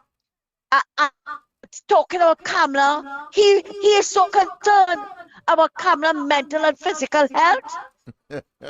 He not in the madman that running the country? Like he didn't see her toes out. Like he didn't see her toes. Yeah. Yeah. No, but you see, We'll they play are tonight. We show them it following tonight. Shan. We show them it tonight. We show them the So toes that- tonight. Good. Yeah, so that after now they list the ancient crap, they come here to spew it. Right? You have a madman running the country because there's no other way to describe him. No other way. Sleeping on himself. You have a liar that's aging. I could tag every one of them. And you concerned about Kamala physical and mental health? The woman is more alert than you. And all who you wishing get on sickness on, Mr. Man, you better watch yourself. Because karma is a real glitch, you know. Real glitch. And I said B-L-I-C-H, yeah? Yeah. Because when you see you wish people bad, Barry Boatram, it's coming back tenfold. You don't study how old people is. Study that you might not get to be our age. And getting to our age is a privilege. Something that you might not see. So you continue wishing people bad. You continue wishing people bad. And I'm going to tell you here tonight, Rowley is older than Kamala. And you don't be concerned about Kamala's health and physical and mental health. Take your own. Because you don't know what's going to happen to you. Because you don't have to be in the 60s or 70s to step foot in the departure lounge. It comes before that. And Kamala has the better mental capacity than all of them. Look at what she told people about the inheritance tax. But them say she lied, they don't know where she came from. Now we're hearing that if you cannot pay the property tax as a pensioner and anybody inherited your house, you have to pay back all of those taxes. People did not listen. They did not listen to Kamala when Kamala said that Rowley's going to tax us through the roof. They didn't listen. They were studying race. They were studying lies. And look at today. We're heading into 2024 with more taxes on our backs than we can handle. Lennox, I think that we have passed the status of Atlas. We have passed that status because our backs are weighing down with what this government is doing to us. But Kamala is the problem. You see what is the problem, Lennox? Of course. You see what is the problem? Yeah, you're talking to the Kamala is convicted and the problem. well-sold. The woman not in office. The woman cannot make a decision for anything in government. But Kamala is the problem. Take care. Good night again.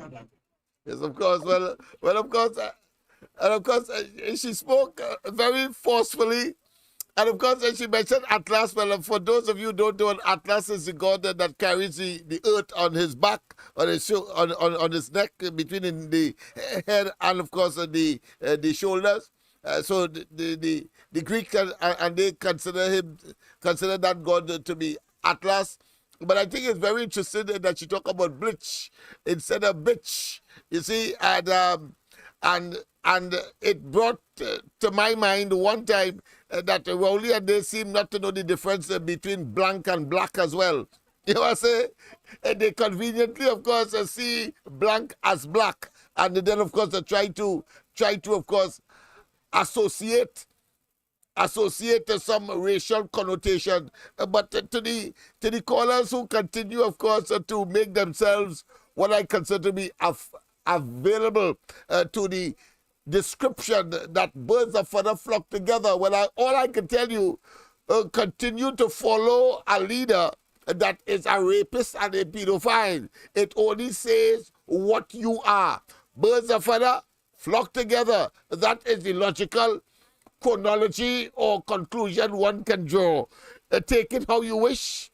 But of course, if you continue to engage in misogynic statements, well, of course, that is stereotypical of Rowley and, of course, his minions and they. But as we know, just as how Christ has disciples, well, of course, and angels, the devil, as Rowley represents, has imps as well as, of course, totally dangerous, what I consider to be poltergeist individuals, spirits that are incapable of rest. Poltergeist. But that being as it may, let's go straight to Kamala Prasad-Bissessar and her Christmas greetings and or best wishes into the new year. Listen to her. Opposition leader Christmas message to the nation: care for the less fortunate. Opposition leader Kamala Prasad-Bissessar urged citizens to spare a thought for the less fortunate in society at Christmas time. In her Christmas message to the nation, Prasad-Bissessar said, along with religious devotion, Christmas is also a time of thoughtful giving. I urge society to reach out selflessly to the dispossessed, especially children without the Yuletide cheer. She added, I ask that we stand heart to heart and hand with destitute families. Prasad-Bissessar said she was heartened by those people whose humanitarian outreaches have brought delight and optimism to the less fortunate. While TT and the rest of the world faced challenging circumstances this year, Prasad-Bissessar said there must be a strong motivation to aspire for peace on earth and goodwill for all collectively. Regardless of people's respective religious affiliations, Prasad-Bissessar said, Christmas is universally appealing because of its eternal and solemn significance and the atmosphere of affection it fosters. Good day, everyone. I'm very happy to join you on this Christmas Day to wish you a very blessed, very happy Christmas as you open up your hearts and your minds to share love. On this day, the child Christ brought love into the world and gave us hope. So I ask you to keep that hope alive as you enjoy the rest of the day. And I also ask you to think of those who are not as fortunate as you are, and let's try to share with them some of that love and some of that hope. A very, very Merry Christmas, a very, very Happy New Year, and we look forward to a great New Year. I thank you all very much. Enjoy the rest of your day.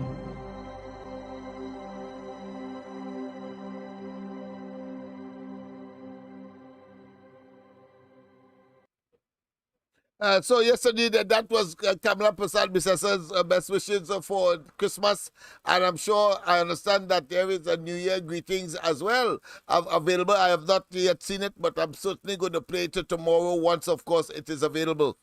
But of course, you see, you feel the genuineness, you feel it. Quite apart from the traditional sincerity which he has brought to the politics of the country. Wise, of course, Dr. Rowley has brought, of course, deception. He has brought evil.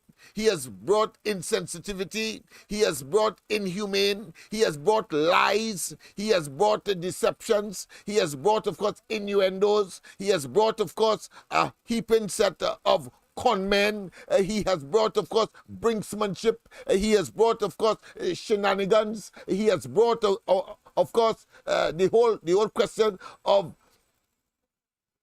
cheap propaganda. He has brought, of course, the whole question of being disrespectful and totally and absolutely misogynic. He has, of course, brought to the politics the whole question of being deceptive and being self-opinionative and being, of course, arrogant and being contemptuous and being, of course, a total megalomaniac, as well as to bring up the rare. He exhibits, of course, qualities of a total individual who is so self-conceited that the only description you are left with for a fellow like that and his entire cabinet is a level of not just arrogance, not just contempt, not just a megalomaniac, not just, of course, one that is prepared to put together a kleptocracy not only a group of individuals that clearly are in cognitive and intellectual decline. Not only are they making a mess of the resources of the country and the application and use thereof. Not only have they mismanaged the economy and, of course, engaged in profligacy and waste. Not only have they used cabinet as a weapon against the people, so that they engage, of course, in depriving the poor, the vulnerable, the children. Yes, indeed, that is the level at which these people operate. Most dastard and most wicked and evil. And then, of course, pretend and project themselves as immaculate. But I tell you, there's a special place in hell for all of them. And you who are gravitating to that rubbish, that labas, and those political combos and political, of course,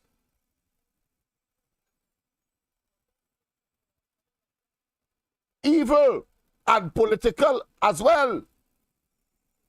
Cannibals. Yes, they are cannibalistic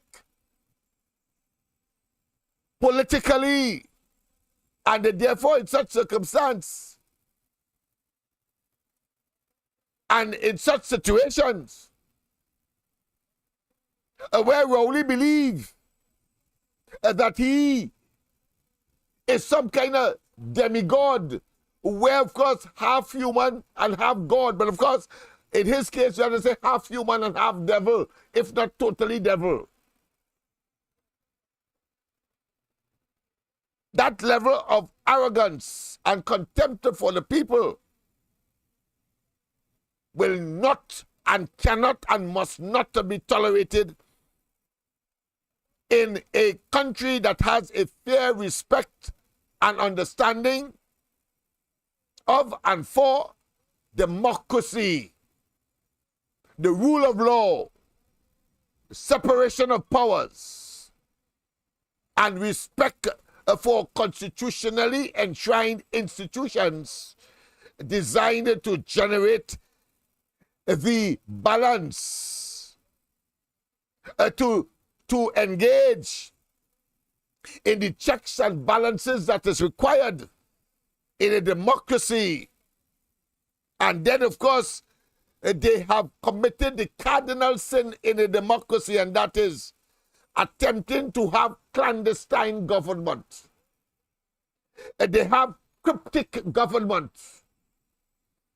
Their duty and responsibility, as far as they are concerned, are to keep information away from the people who is coming at a press conference on a Thursday and say that here am I, trying, of course, to insult the intelligence of the people by giving us very little, but of course, suggesting sufficient so as to give themselves or convince themselves that they are not breaching a fundamental principle of information dissemination and sharing, as their incompetence, impotence manifests itself in the plethora of projects, policies, programs, foreign affairs, Ministry of Agriculture, Ministry of Works, Ministry of the Attorney General, Prime Ministerial Office, as well as course of social development, community development, sports, youths, and we can go on and on. In other words, the existential threat to our democracy is Rowley and his bunch. And his bunch of miscreants. Let's continue, of course, to look at some of the issues as we await, of course, some of your calls. We did Anna Roberts already. Let's go straight, of course, to others that are on this list that I have here for your consumption and sharing with you. I want to make certain that we don't miss anything. We did Arnold Roberts already. Yes, indeed, we did Arnold Roberts. We did, yes, we did. Did we do Al-Rari and his lies? Listen to this. Kamla Prasad, Bisessa's members of family, all receive rentals from the government. Kamla Prasad, Bisessa's members of family, all receive rentals from the government. I can categorically state and confirm that no family members of the member for Siparia benefited from any government rentals. This matter, Madam Speaker, is grounded on the fact that the member... Let me just... pleasant good night. Welcome to the corridor. Welcome to the corridor. Pleasant good night. Pleasant good night. Welcome to the corridor. All the best to you and yours. Hello, Mr. Lennox. Good night. This is my last call for 2013. Not 2013, 2023. Right, okay, go ahead. You know what I wanted to address also too? Yes. Two people in your program, but one only that's come on your program. Where the man with the mannequin, when he was getting the 8%, right? Where is the man? Where he is now? And the next question again, I want to ask you again, where the man who is licking his tongue in Parliament when he was eating ham, lamb, and jam with chow chow, Mr. Anisette, when he told people in Trinidad that Collar Hat is innocent until proven guilty, when he take with money in a handbag and carry to the airport and carry to Collar Hat, with him now, you see what happened to Mr. Collar Hat, Mr. Anisette now, his pocket getting empty, so he's singing for his supper. He's singing for his supper now, so he coming on all your program and he growing talking about union and union. Tell that man, go to hell.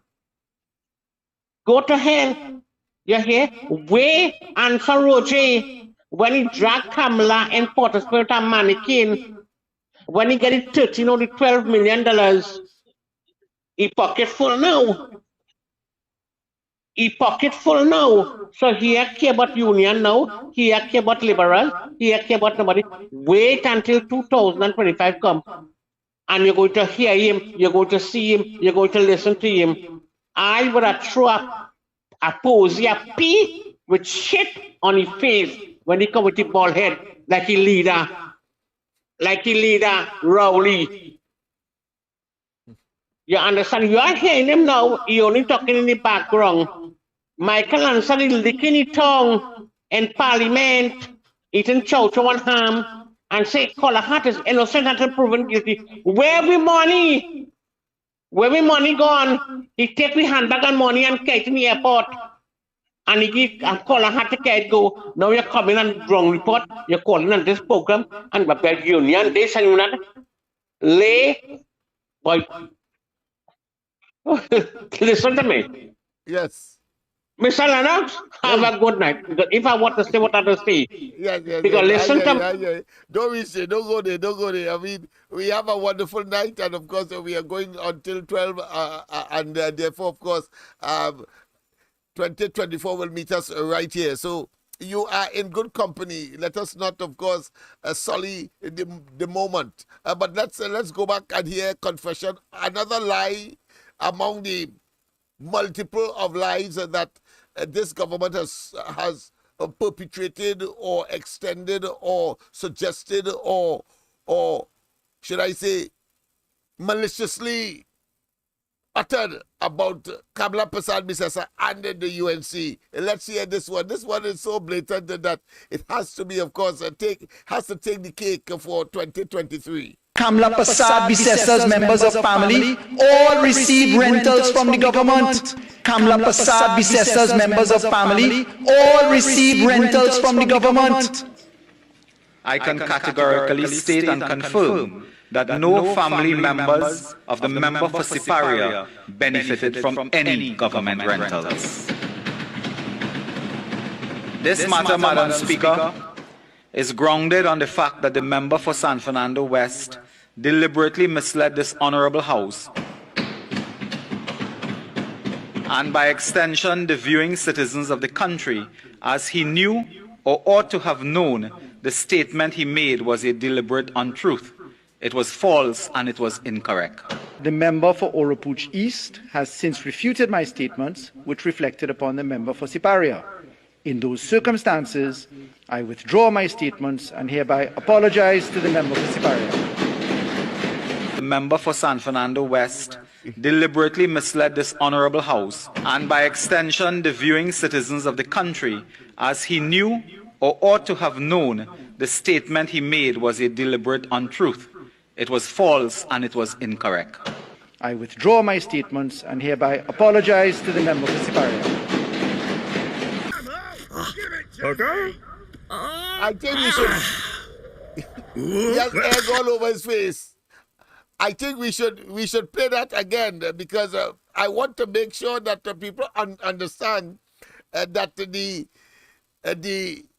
goose has come home to roost, and it is inevitable that Alwari and they will only have eggs on their faces for the lies that they would have told, and if they are the family of Pinocchio, or should I say they are in fact then we should have noses that may well, of course, reach Jamaica in the north, if not around the globe.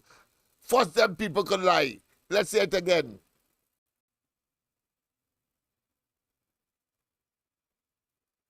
Yes, indeed.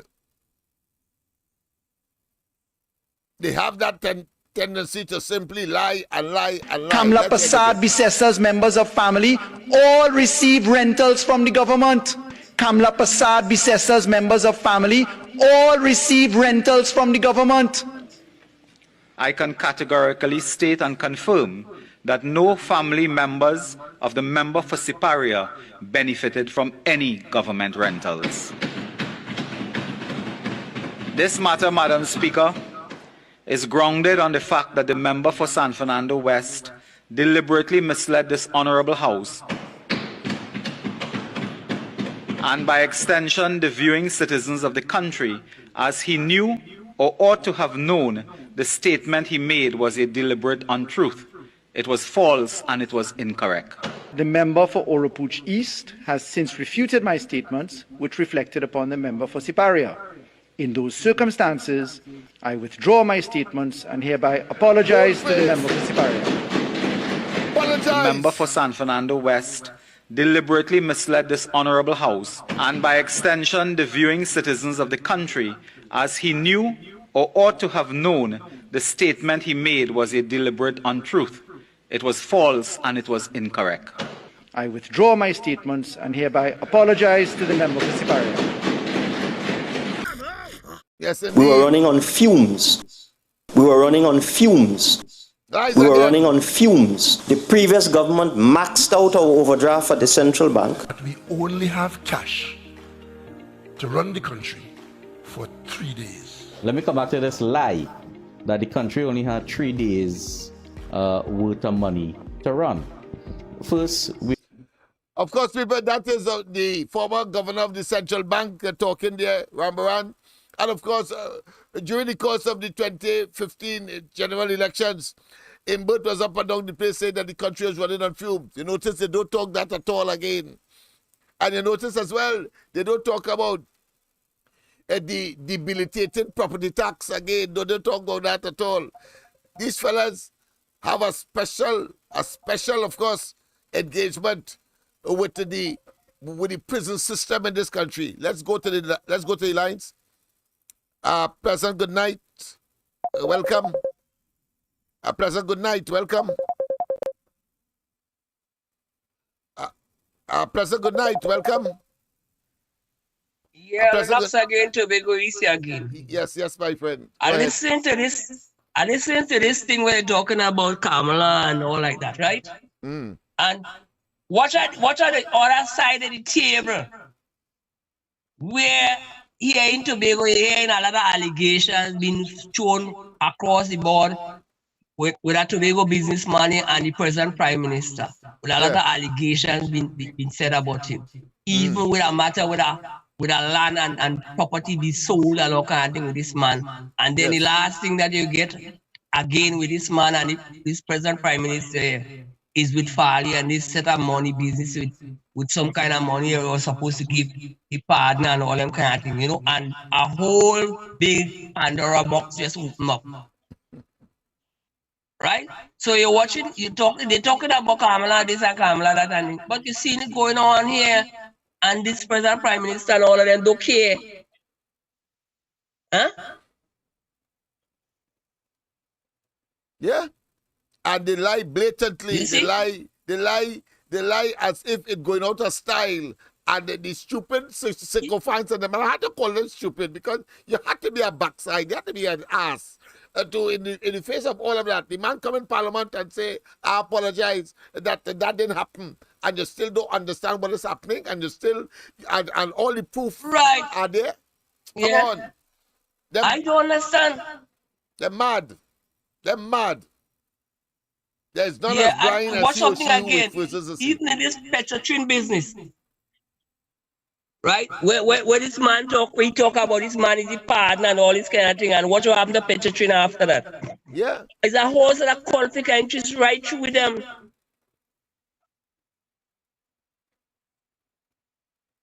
Yeah. No, sir? Yeah. Not a conflict of interest? It's not just a conflict of interest, it's a con job. It's con men and miscreants and conspirators to what? To unmeritoriously deprive us and to raid the treasury of the country, raid, pillage for their personal aggrandizement and enrichment. Go ahead. Yes, something I watched it again, Lennox. Go ahead. There was some money where I was supposed to they were supposed to give Farley, right? Yeah. And we make this big issue. The Minister of Finance gonna be telling Farley how much money he's supposed to give this contractor in Tobago here. Yeah. When it is the chief business to disperse the money wherever it is possible to do. Yeah. And equally shared because they have other contractors that's supposed to get money. But he the column in both telling the chief sec how much money he's supposed to get XYZ. That was wrong. Totally wrong. Yes, you're right. You understand what I'm saying, Lennox? Yes, clearly. I remember that incident. That was totally well. wrong. How come the finance minister could be telling the chief sec how much money to give who? That was totally wrong. Anyhow, Lennox, let's not be here, man. I want this program until whenever you're off. We're going until 12. We're going until 12. So, of course, just be there. Yes, indeed. Of course, the people, the money he was referring to, that caller in Tobago, was $100 million that was supposed to be sent to the THA. But, of course, with a proviso. And I understand it was the finance minister that said, pay Alan Warner's company, the company that Dr. Rowley said he is very familiar with, and the owners he defended even in Laventil some time ago when he said that black man must, of course, be able to, of course, do big business too, and that the man doing big business and people vex about it because he's African. Telling Africans in Laventil who he will not give even a box drain contract. Telling them that that fella is a black man. In other words, using the race card again, but for his development. Not dissimilar to how he used the bananas and the monkey. Well, he used Alan Warner in a similar manner. Let's go straight, of course, to the lines. Pleasant good night. Lennox, yes, good night again. We're on a marathon here tonight, Lennox. Yes, we're on a marathon. Yes. Yes, Lennox, you know it is passing strange that Paris didn't know who the gun-toting children were, but he know how much rent Kamala was collecting. Yes. And when confronted, he had to apologize. Right. And he still, you should have played the rest of it. You should have played the rest of it to let the people hear. Because although he apologized, he said that he have proof. He apologized, but But then if you have proof, why apologize? he should not have apologized. And in Parliament. You see these fellas? Yeah. People are compound asses like them. You see they are total and absolute buffoons.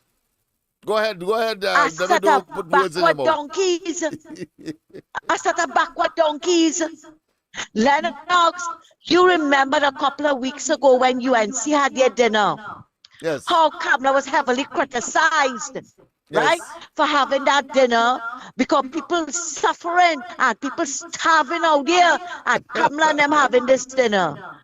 But not a word in English tonight at taxpayers' expense in Tobago. Yeah. Do as I say, but don't do as I do. But if he feels, that breaching the law and the rules, remind somebody. Yes. To remind somebody that Kamala makes sure and takes care of the poor and the underprivileged in all their constituencies, unlike the PNM. Well, she takes care of you. But they have a big threat, a taxpayer's expense. And not a word in English, not a word. But I want to ask now.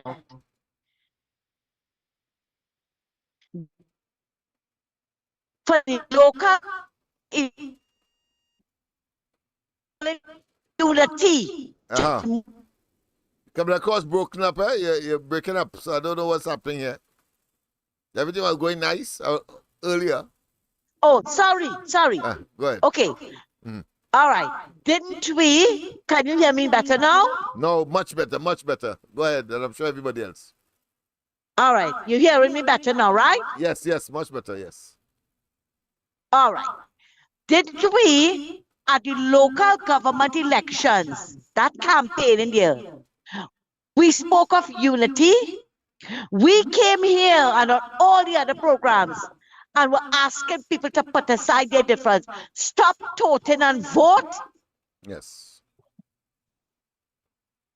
And asking people to put aside their differences and get together with the NTA. That's right. I was campaigning. I, who am a UNC person, were campaigning for NTA in Santa Cruz.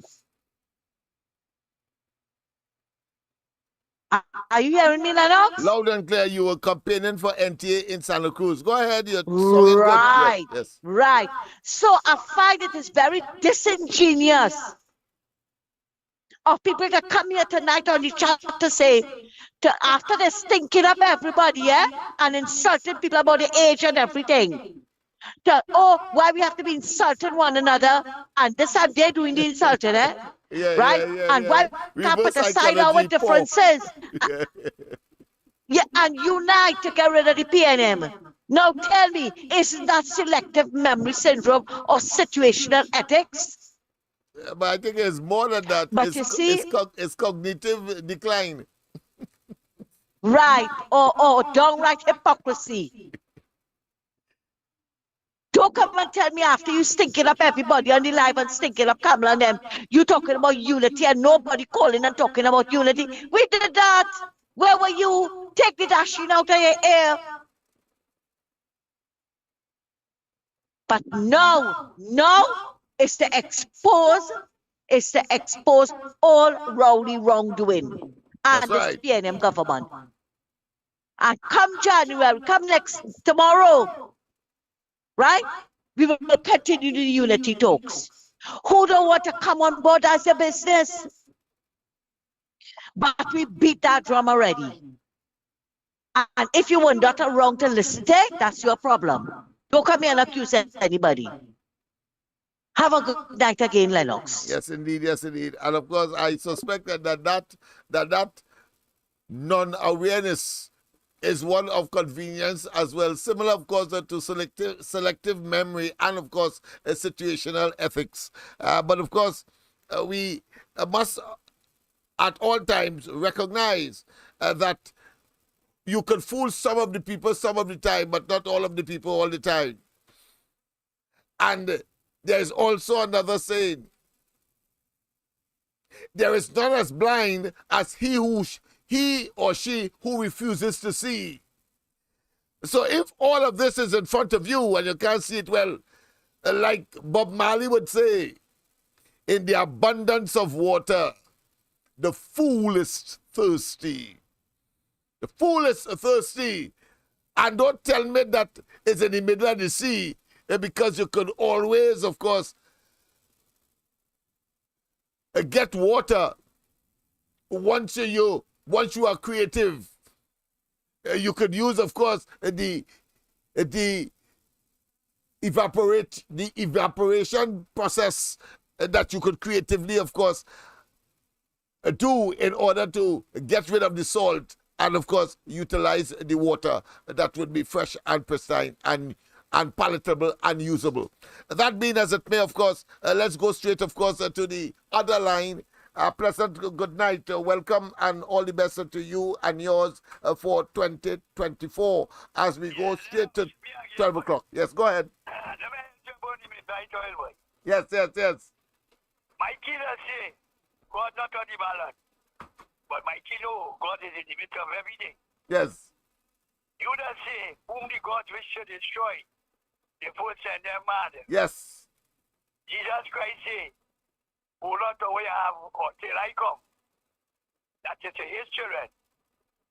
So they have three issues from heaven. Heavenly issues facing this government. Based on what you, Mikey, and what Jesus said.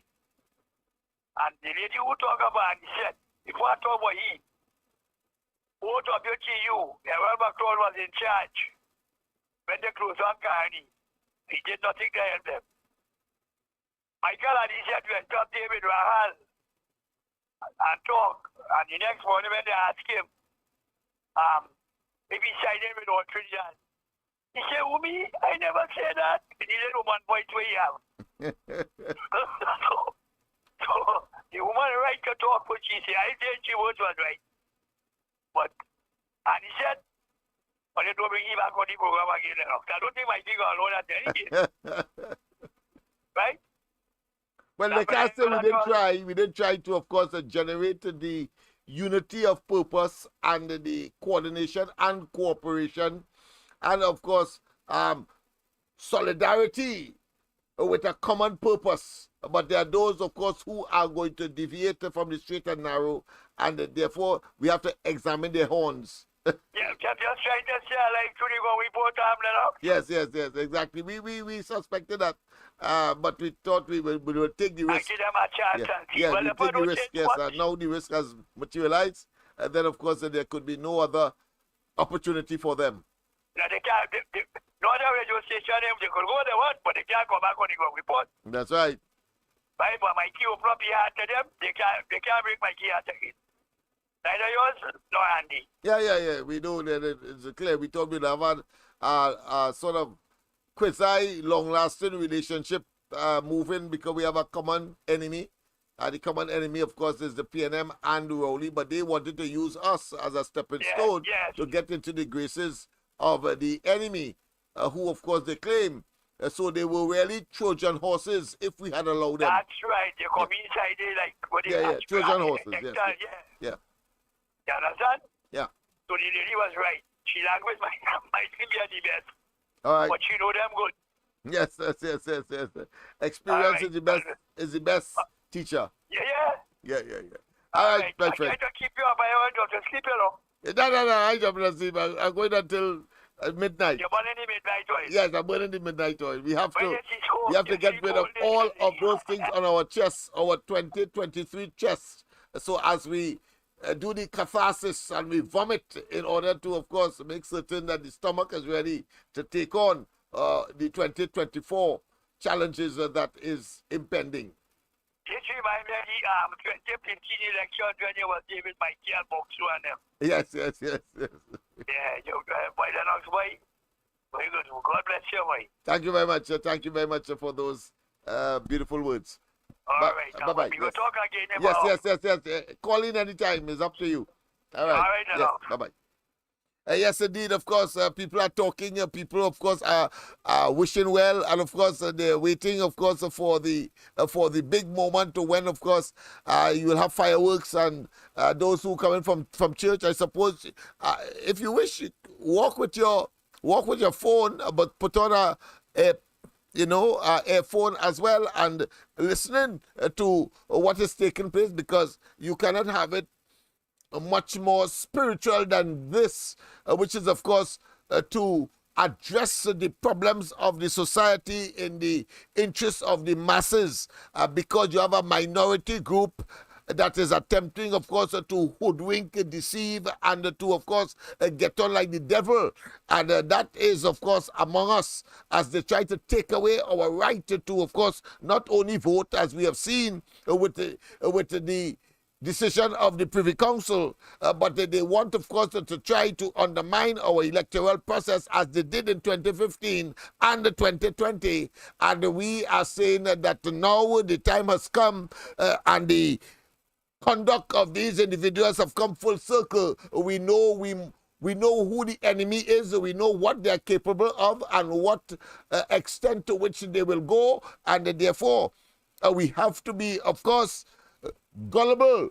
We have to be suckers for deception if we allow Rowley and they to once again fool us. Let's go straight, of course, to Rambaran. As I said, in Britain, they were telling us that the country was running on fumes. And, of course, that follows when, of course, Al-Rari said that Kamla Prasad Bissasan and her family had HGC houses, because the sea in Kamla, that which is in them, because they would have had it. We know of several of that with respect to Dr. Rowley himself and other extramarital, what I consider to be offsprings. Yes, and connected to HGC facilities. But we will deal with that in 2024. I love to get my proof so that no one can be as stupid enough to try to, of course, deny and to, of course, question the veracity of what I am saying. Let's go again. We were running on fumes. We were running on fumes. We were running on fumes. The previous government maxed out our overdraft at the central bank. But we only have cash to run the country for 3 days. Let me come. Incidentally, don't forget that Rambaran got judgment in the court for $7 million for wrongful dismissal. So he's a man with credibility. He's a man who we should listen to.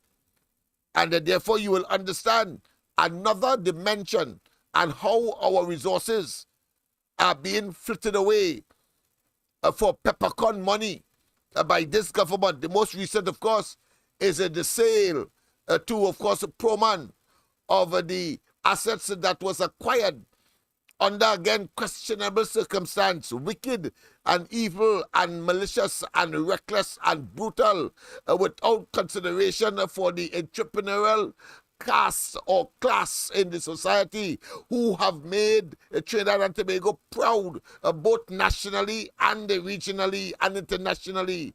And then, like an opportunistic parasite, Rowley and them took away because they got the opportunity. Manning didn't do it. Kamala didn't do it. But he comes and do it because he believes he must get the creme de la creme of the country without working for it.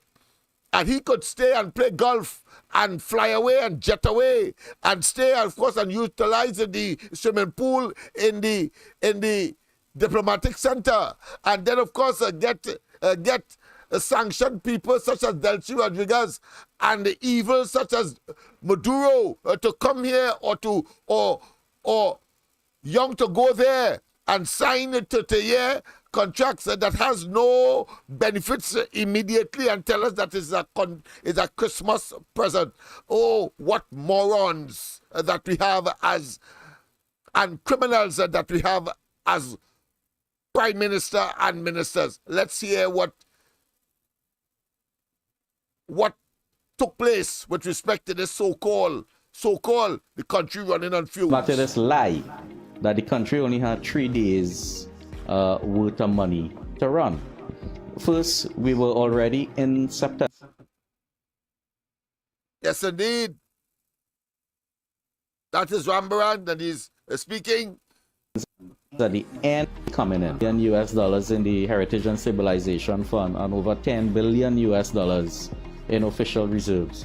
So there was no way that you could say that the country had no money and that the treasury was empty.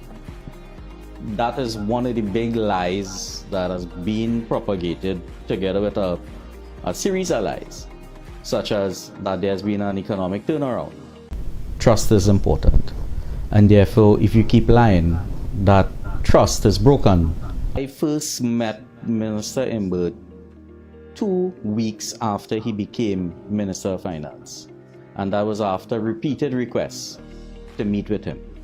And at that meeting, Imbert was only interested in one thing: how could he get his hands on CLICO's assets? And when I told him that the central bank had already formulated the CLICO resolution plan that had basically identified the assets that would be sold, when they would be sold, an estimated price, and we had already informed the public in the interest of transparency and good governance what this plan was all about, he just then became vexed and abruptly ended the meeting and walked out of the room.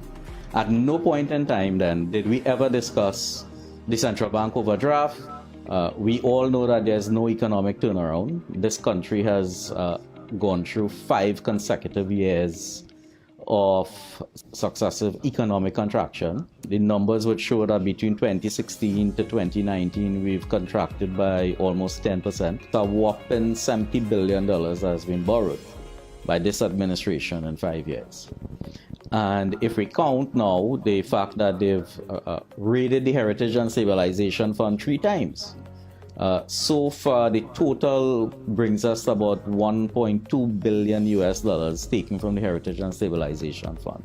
But of course, that was then when he spoke, but we are now 8 years hence, so you'll understand that the numbers would increase. The amount of borrowed will increase as well. Something in the vicinity of $190 billion. But let's go to another component.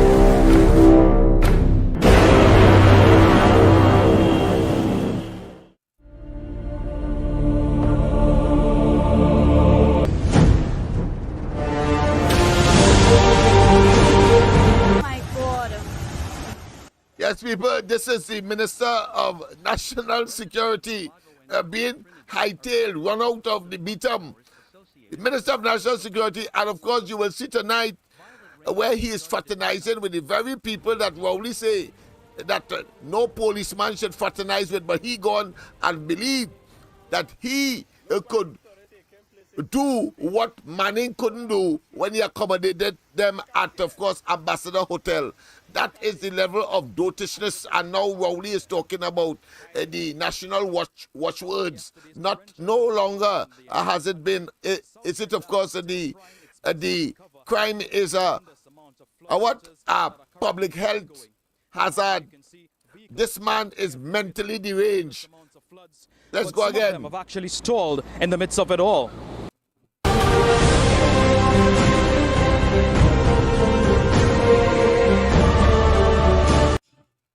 A scene that has not occurred for at least the last 5 years.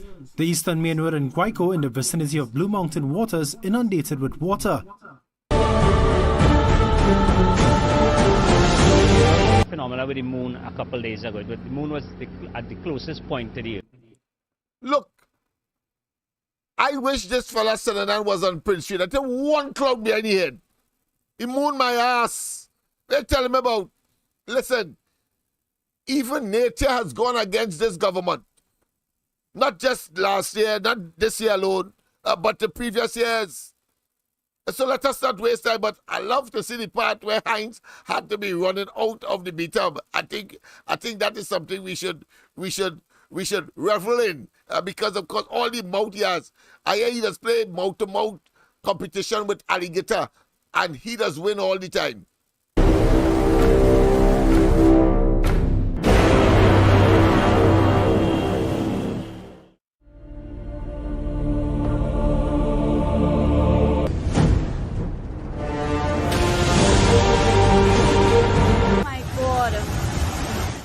Yes. Yes, people. The people government accountable to secure the country and to make you feel safe. Right now, the Ministry of National Security is the largest thing. The people of this country are quite correctly holding this government accountable to secure the country and to make you feel safe. Right now, the Ministry of National Security is the largest single allocation in the national budget. We are losing the war against the criminal element, but you hold the government accountable, and the government must be held accountable. The country is awash in blood. There isn't a news item in this country where there isn't a good chance that a major part of the news is who killed who. We're taking the advice from you, the people, and when you have had enough of what we have done, you know exactly what to do. Have the opportunity to make changes in life and things different. When I was a boy, I was big. But when I'm a man, I act like a man. And you have leadership qualities. And we want you to join us to keep it right. Present, good afternoon to everybody in Bangladesh. Good afternoon. Yes. And everybody in this community, nice community. That's the fella that you see all over social media called Sunday. He goes there and say that he's a leader, and people listen to him, and so he give him the mic. This dunderheaded, this Pomsite dread, a man who can't think as far as he knows. But of course, Rowley will make him Minister of National Security for obvious reasons. You see, he also made him at 60-something years ahead of the youth time of the PNM. That is how defunct, that is how in abject need of human resource, that is how the PNM has been depleted of human resource, that they make a fella 60 years and has lost its mandate, its way under this fella called Rowley. Crime and criminality really is something that is so blasted, debasing, and debilitating that as I would normally say, and as the caller rightly said, when the God's ready for you and they want to destroy you, toilet paper will cut you. Toilet paper will cut you. Who the gods wish to destroy? They first set them mad. So Rowley and them gone berserk. Intellectually, cognitively, and cerebrally in decline. No problem. No problem there. Talk your thing, do your thing. Go on. All right. They've gone. And you know that bus stop behind there? They call it a transit center. And Heinz, Leon's, and Scotland went and opened that. Which man? Along the Eastern Main Road, where nobody stops or nobody goes. So right now, it is considered to be a vagrant, or should I say a displaced person, to use a nice term, displaced person accommodation. That's what they build. I don't know what has gone wrong with these people. They are simply dishonest, lost everything in terms of their common sense and intellect, and cannot deliver one blasted thing. but will be in our faces. Listen. Wetting after wetting. I wetting. Ah, look at him. Okay. Yeah. Yeah. Wetting though. Wetting Look how you running. Go water. Yes. I'm ready for Kevin. What's your mind on it? What's your mind? You can run, bro. You can run. Yeah, he's running. Go run, eyes. Eyes, go run. You're running. You're so running. What's the man on? What's the man on? What's the man on? Eyes, go run. You get vexed. Go for okay. Yeah. I told the permanent secretary, as I told my prime minister, the cabinet, the children of Basilon Street and East Dry River. Facts about Emailgate. They were never legitimate emails. They were never legitimate emails. They were never legitimate emails. Let's move along. We have had enough of that as we go towards 12 o'clock tonight when we go to review the entire 2023 and further back as we look at the future 2024. Email time. And again, the sins that men do will always follow them. The evil that they do as well will always follow them as well.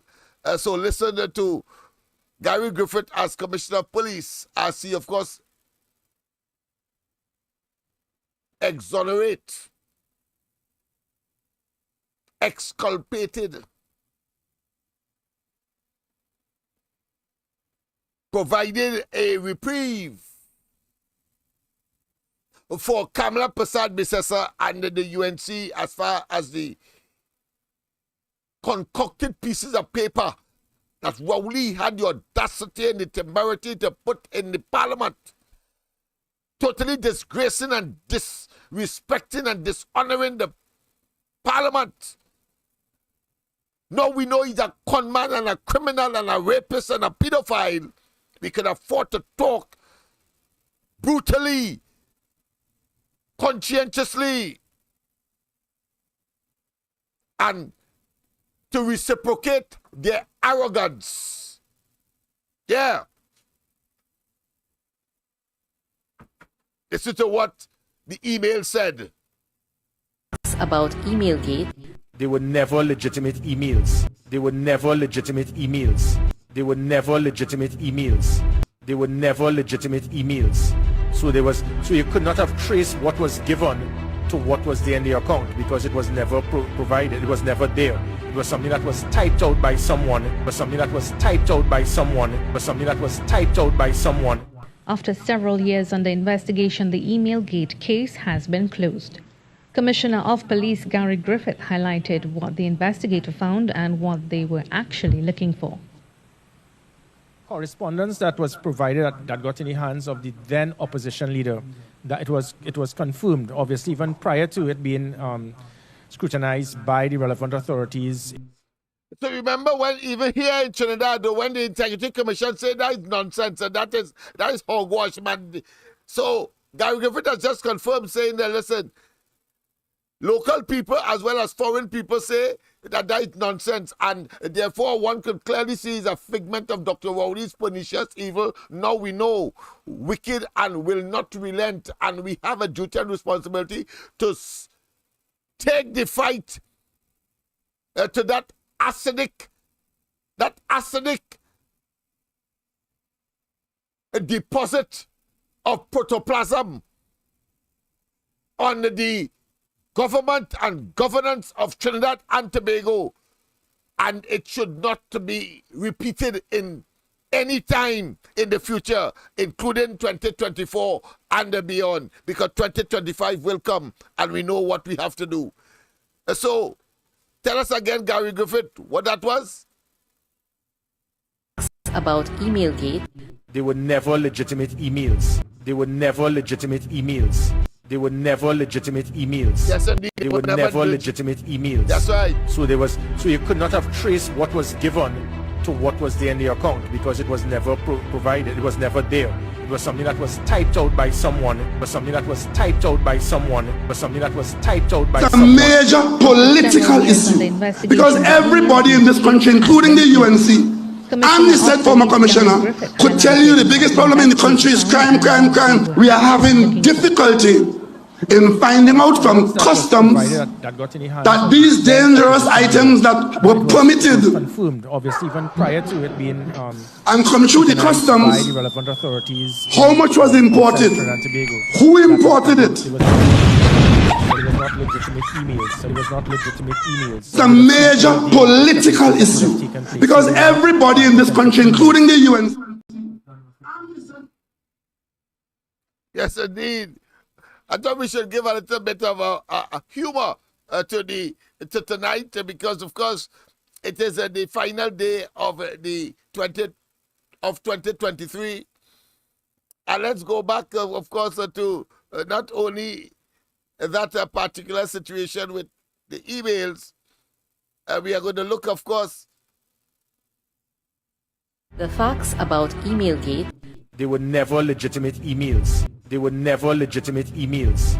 They were never legitimate emails. Let's go they to were the never humor legitimate emails. It's a major political issue because everybody in this country, including the UNC and the said former commissioner, could tell you the biggest problem in the country is crime, crime, crime. We are having difficulty in finding out from customs that these dangerous items that were permitted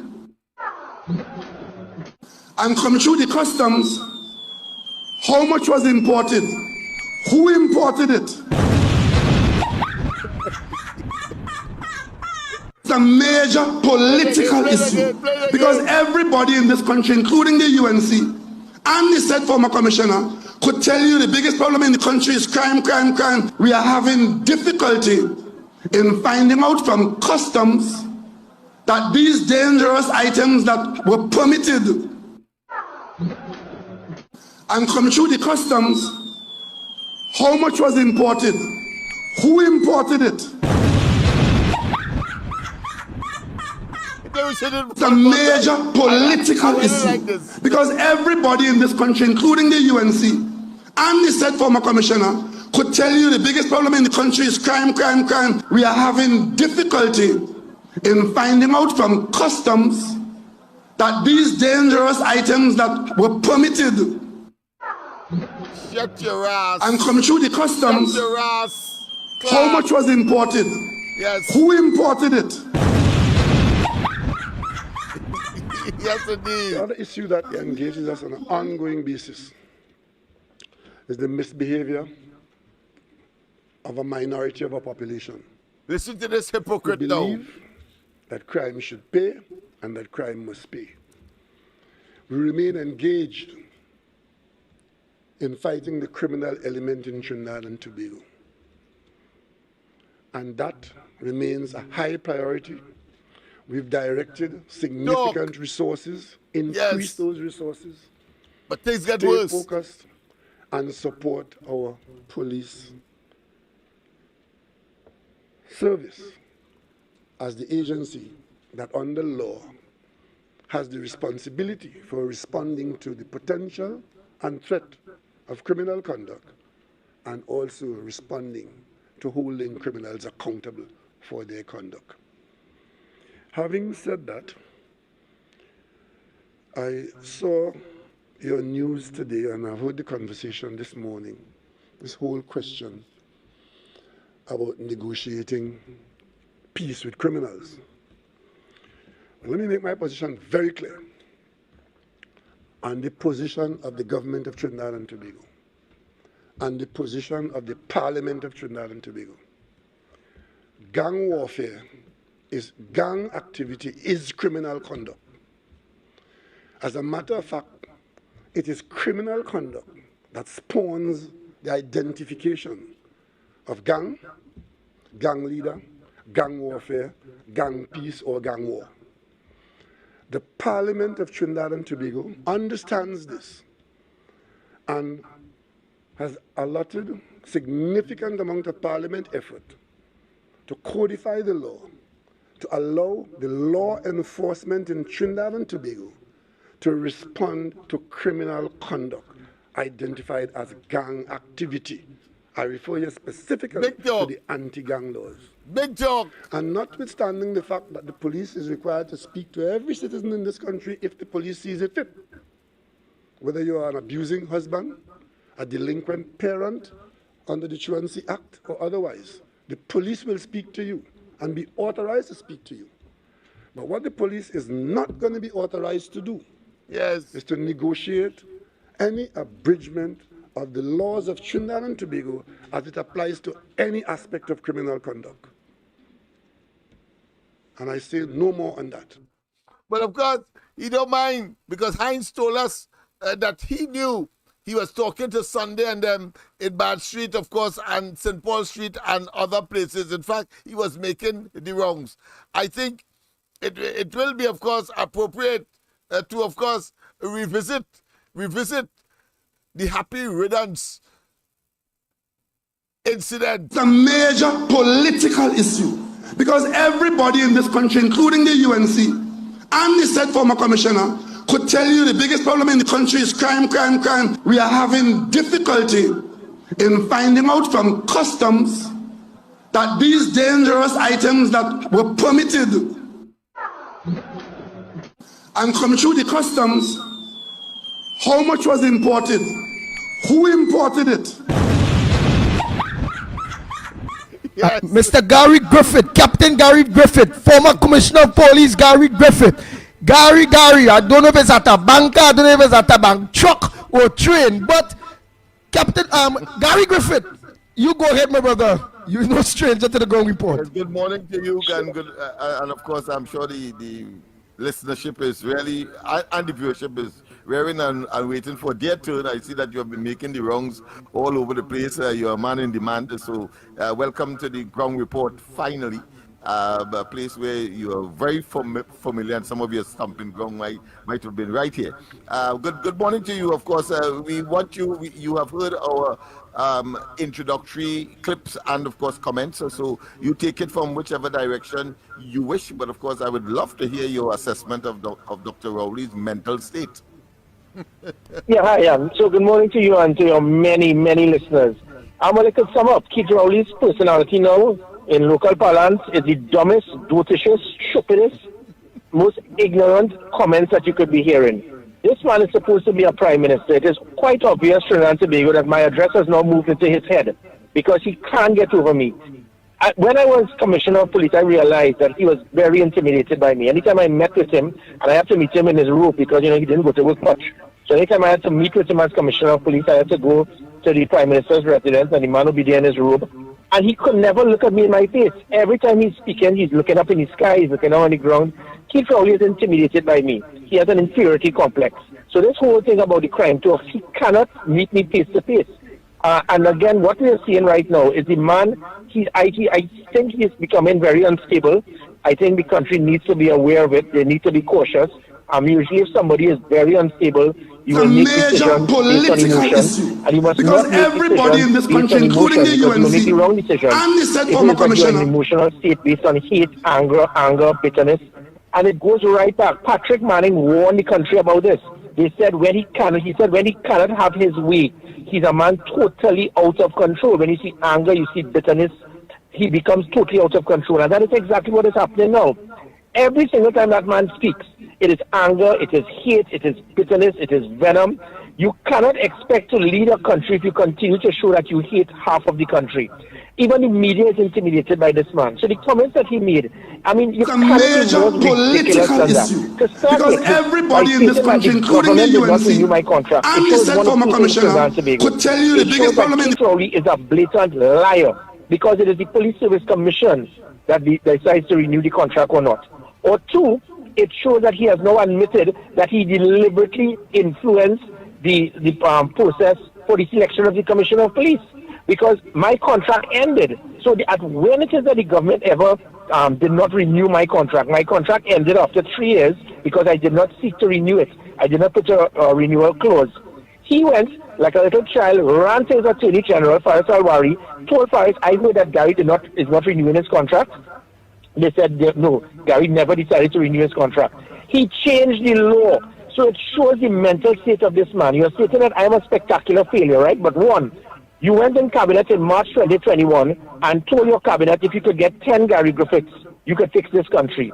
Two, you then tell your Attorney General, I did not know that Gary Griffith is leaving and Gary Griffith did not put a renewal clause to renew his contract after August 2021. You are to go into Parliament, change the law to have Gary Griffith act as Commissioner of Police until he gets his substantive post.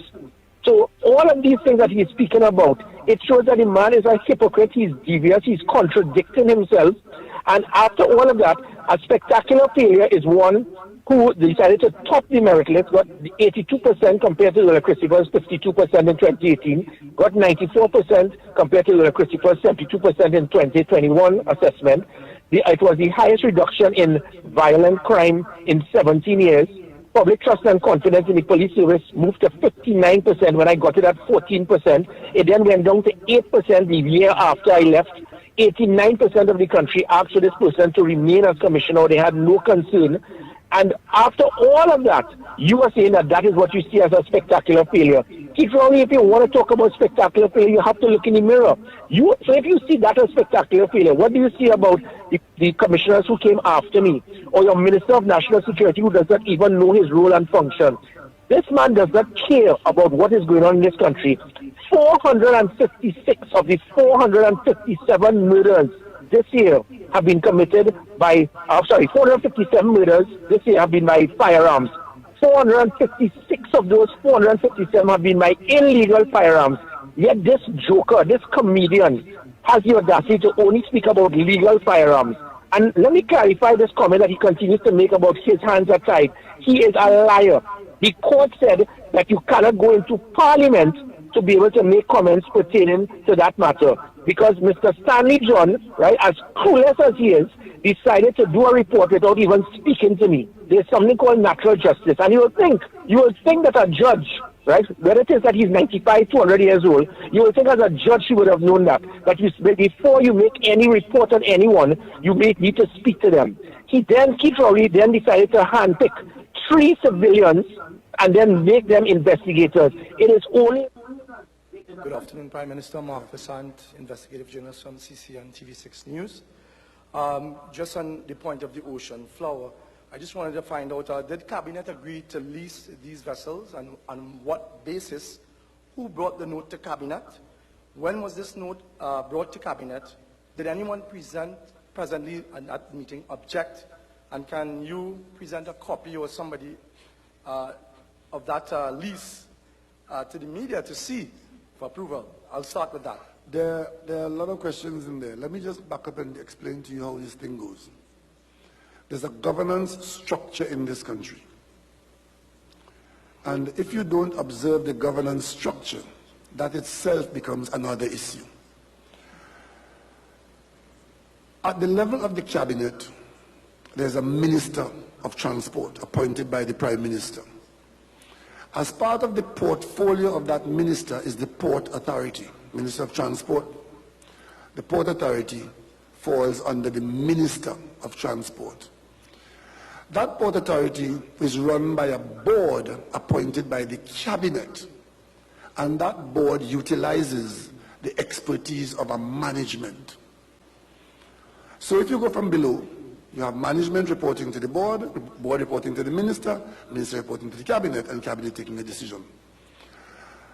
Okay, let's go to the questions you asked me about what I can provide to you. I am not, as I sit here now, able to provide to you much of what you asked for because I don't really have those details in front of me.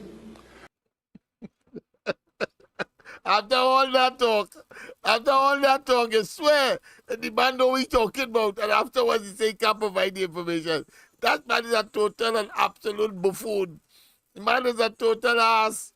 I mean, I listen to him now in the Joint Select Committee. You wouldn't believe he pleaded even more ignorance, as we are seeing him doing now when, of course, he is confronted with the Vincent Nelson matter after boasting all up and down the place, and when, of course, he was confronted with the Police Service Commission intervention, The man is a pathological and what is called a mythomaniac. The man is a spontaneous and, of course, clinically certified liar.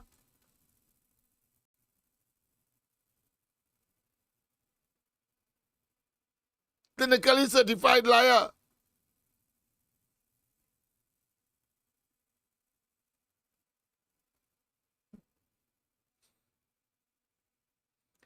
Totally.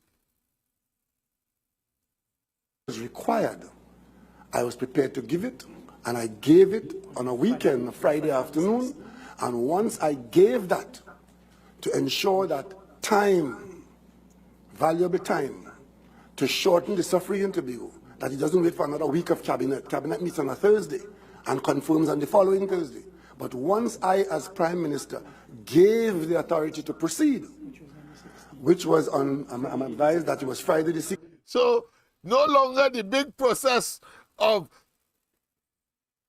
PS and cabinet note and the minister bringing it to the cabinet. No, he goes to the Joint Select Committee and say that I, as Prime Minister, give them the authority to go ahead and get the Como Star and the Ocean Flower, and then they will ratify it when cabinet meets after. but he goes somewhere else in Tobago and tell Tobago that you understand why Tobagonians hate that man. I don't understand why Trinidadians still gravitate or still even listen to this man. This man is bad news. He's totally out of it. Totally and absolutely. But let's continue, of course, because we want to reach it to 12 o'clock and we don't want to, it's already 13 minutes past 11 and we don't want, of course, not to complete this marathon. I have made it very clear, subsequent to the election in Tobago, which brought about a change of administration, as the senior politician in the country, leading the premier political party in the country, my party was defeated in Tobago, summarily dismissed from office after 2 decades of service. We took that in stride as par for the course.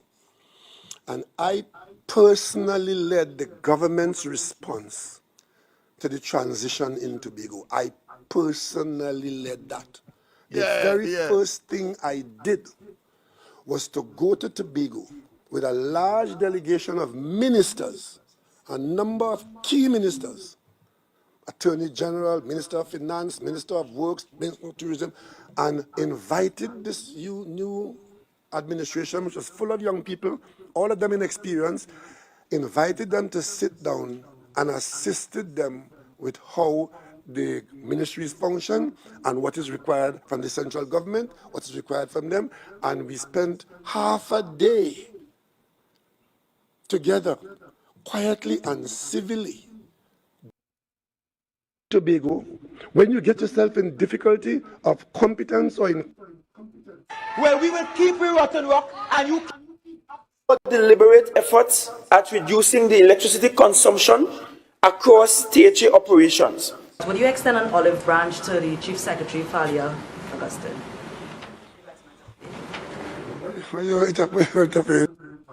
And what they will do,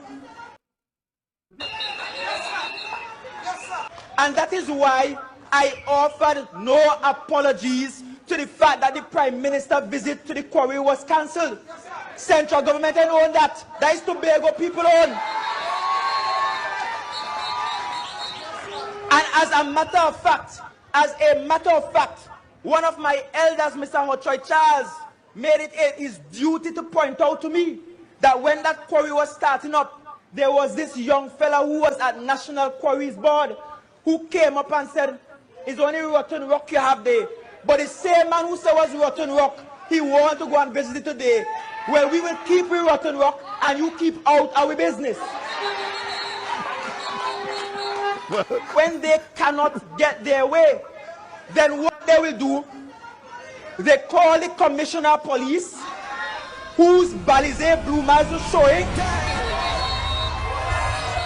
Alizé Petticoat exposed, and she sent up another mad lady, and they would come and try to terrorize the elected members of the Tobago House of Assembly.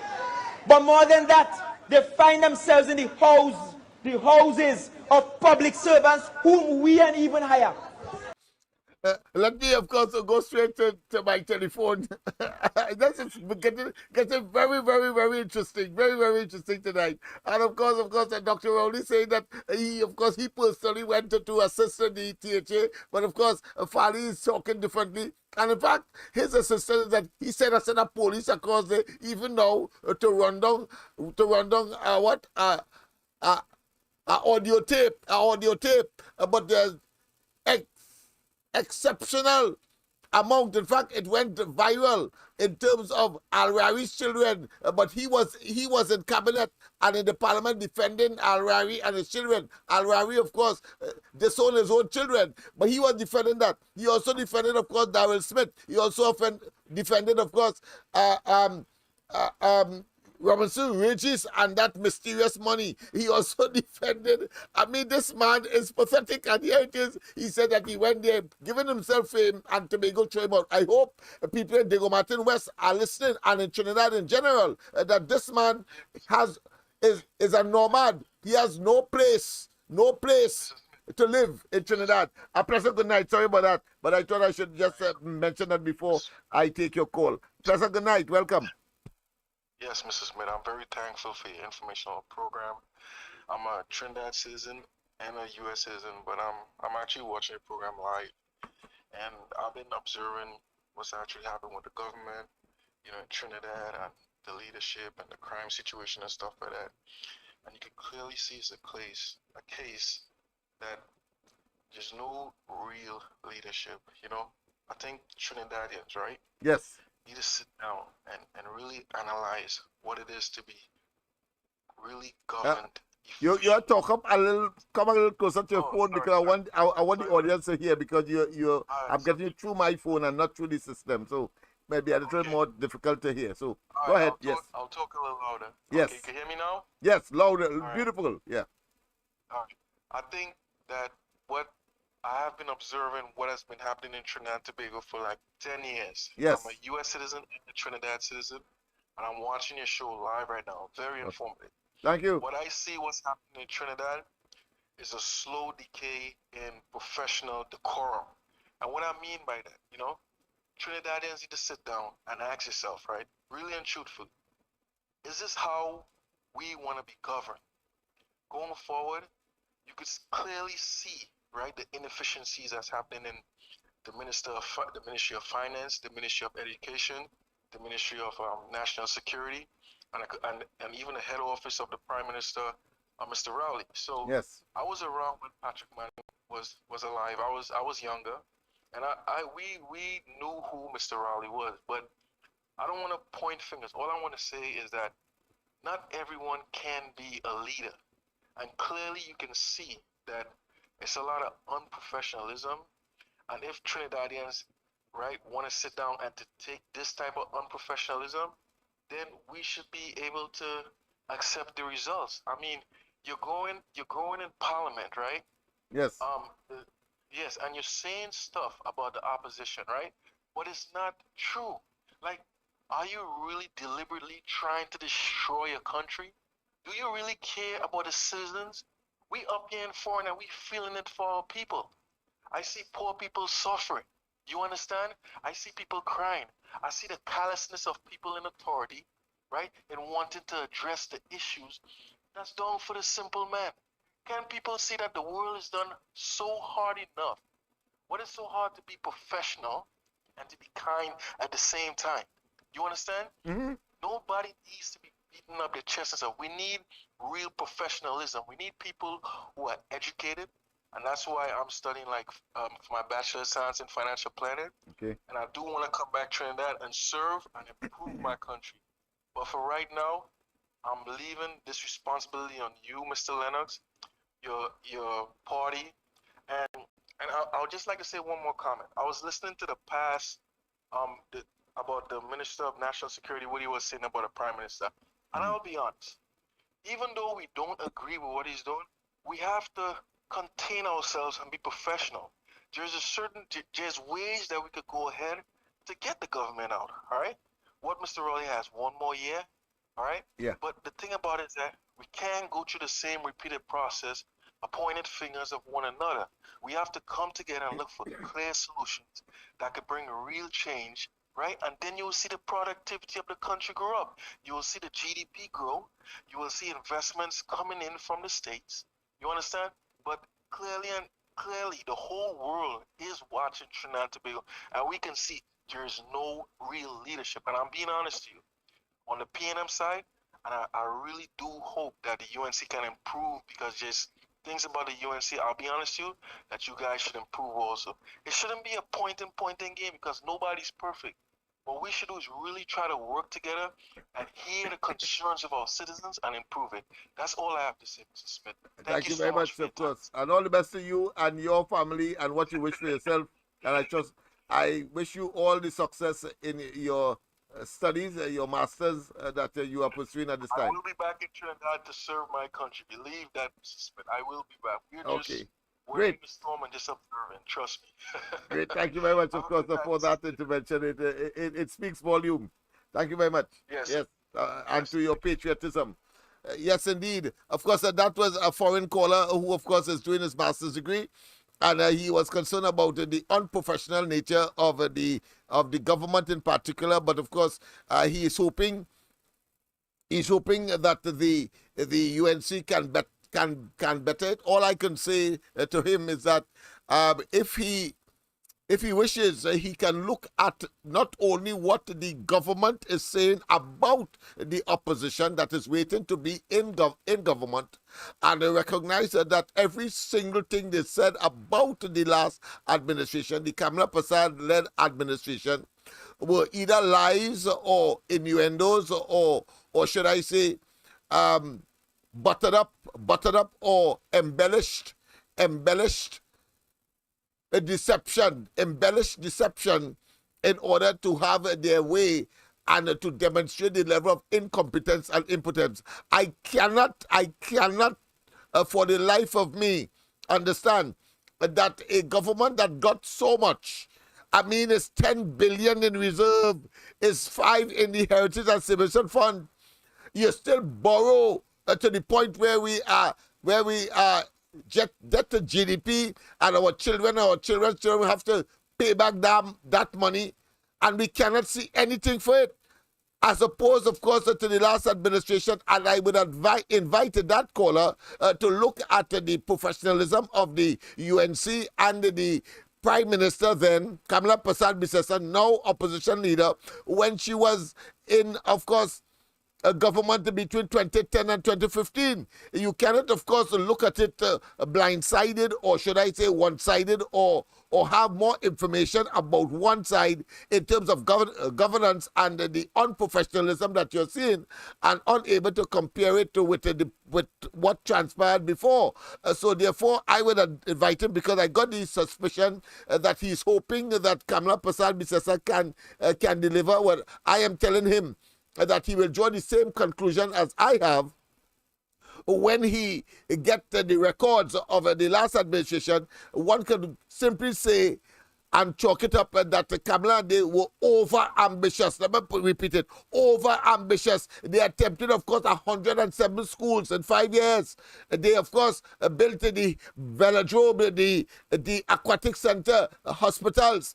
They got loans that this government utilized to, of course, complete the construction of the Rima Hospital, of course, the Sangre Grande, as well as Point 14. They built, of course, or converted, I should say, that facility there in San Fernando to a teaching hospital in San Fernando. And we can go on and on. Of course, we can also compare with what Manning constructed, even though, of course, and let me just say before I move on to Manning, that none of them has been mired or there's no evidence brought by Rowley and they that it was as a result or there was corruption associated with these projects. However, with PNM now, even though Manning would have constructed, of course, Napa, Sapa, the diplomatic center, the library in Tobago, and attempted, of course, the hospital in Tobago, the fact of the matter is that they were mired in one, overruns, two, of course, not just overruns, but of course extended cost, and the Banlara Stadium is the classic example where, of course, it is now started at about $200 million, and now, of course, is $1 billion. And in addition to what Rowley put in order to finish it, and I doubt it's 90 million, even though he said it, I don't trust him for the correct figures when he gets out of office. In other words, I'm saying that it is chalk and cheese, and that clearly the PNM has collapsed,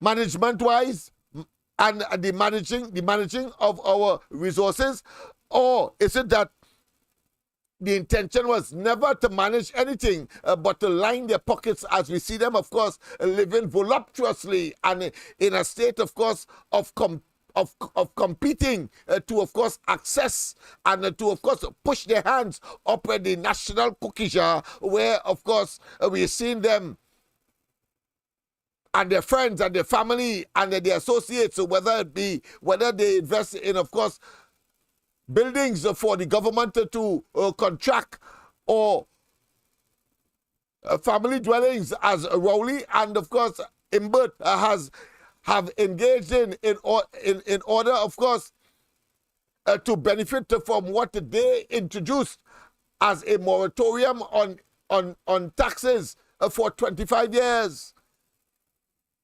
We have seen none of that, and the PNM has not been able to prove any of it. What we see, however, in an attempt, of course, to stay in office and to continue with their mismanagement and their corruption and their nepotism and their criminal behavior, what we have seen, however, is that they have manufactured, again, just like the emails, manufactured a scenario, and the classic of which, of course, is that of Vincent Nelson, where, of course, Rowley and they set up a demand, give him $10 million to try to false witness or bear false witness against Anand Ramlogan and Ramdeen, a significant, I should not say, important players in the UNC. Not that they are the significant, because the UNC has a plethora of a very knowledgeable and of course, experienced professionals, as we saw, where they were able to beat the PNM in the courts of this country, including, of course, ensuring that the people's right to vote in the local government election was ensured when they went, of course, to the Privy Council, and the Privy Council said in non-certain terms that Rowley and they tried to, of course, undermine our democracy by, of course, preventing people from voting, and therefore that is despicable and is unacceptable in a democracy. Let's go straight, of course, to the lines and look at, of course, this particular caller. Pleasant good night. Welcome. Good night, Mr. Lennox. I'm calling from Florida. Yes, good night to you as well. Good night and all the best. I'm calling to wish all my family on the live a happy and healthy New Year. Okay, great. And don't forget my grandson, Josh. All right. Yes. I certainly going to convey that to him, Joshua. I'm going to convey that to him, yes. And Anne-Marie, okay? Yes, I will. I certainly will. Well, have a safe New Year. You have a wonderful one yourself, and of course, I wish for you what to wish for yourself. Thank you so much. Bye-bye. Yes. Bye-bye. Yes, indeed. Well, of course, you can call. We are going up at 12 o'clock. Of course, we have half an hour again, where, of course, but we have a lot of material to, of course, share with you. We'll have to go into tomorrow, of course, New Year's, when we, of course, we will probably have to conclude there. But it's very important that, on the one hand, Rowley said that, listen, I mean, I was very congenial, I was very accommodated, I was very magnanimous. I myself led a team, and then, of course, it turned out to be Poison Ivy, as we know him to be. A pleasant good night. Welcome. Lennox, pleasant good night again. Imbert said we're really going on memory lane tonight, eh? Yes. Imbert said that the country was running on fumes. Yes. Right? We also remembered, and I wish you could get your hands on that, when they had that press conference in December 2015, when Rowley said, are you hearing me good, Lennox? Loud and clear, you're beautiful tonight. Right. Yes, at this time. When Rowley said that the country's resources are not insignificant. Yes. He went on to list the amount of money that was in Forex and was in the HSF. Imbert at that same press conference said that every ministry had unspent balances of over $500 million, including the sports ministry, and they were going to take $149 million to finish the aquatic center and across the country. I didn't know it cost so much money. I lost you there. Okay, I said I didn't know that. Are you hearing me better now? Yes, no, much better. Yes. All right. I said I didn't know it took $149 million to fill water in a pool. Because what did they have to finish at the aquatic center? That was a completed project under the partnership government. Yes. But which recreational ground did they fix? I think they started building Bali's house with money. Yeah, obviously the money has to come from somewhere, right? And because they're in government, they must take responsibility for that. And it is only natural that somebody will accuse them, and do so very rationally and sincerely, because they cannot account as to where they got $100 million to build that monstrosity. Go ahead, my friend. Because no, Heinz sell raffle tickets. Heinz sell raffle tickets. Well, yeah, in order to do that, sugar cake. Yeah, in order to do that, they would have to shut down the National Lottery Board for about 2 months. Right. And you used a remark. You used a remark earlier that the only thing you could accuse the UNC of is being over-ambitious. Yes. And I agree with you. Because they started the diversification of the economy. You remember when Rowley said, go drink a rum and get off my face about diversification? Yes. Diversification is a dagger in the heart of the PNL. Kamala government took that initiative and started it. With the development of the Chagaramas Peninsula for domestic tourism, the DB campus for education tourism, the Coover Children's Hospital for medical tourism, and then you had all the aquatic center, the cycling center, whatever, for sports tourism. Probably the only ambition his government had was to recuse themselves from cabinet over 600 times. And the eyes on Clico assets. Don't forget that. The eyes, we don't know for sure. That's a new one, Yeah, the eyes on Clico assets. And that's what that was all about. Yeah. Because we saw it, Lennox, it started with no man's land. Yes.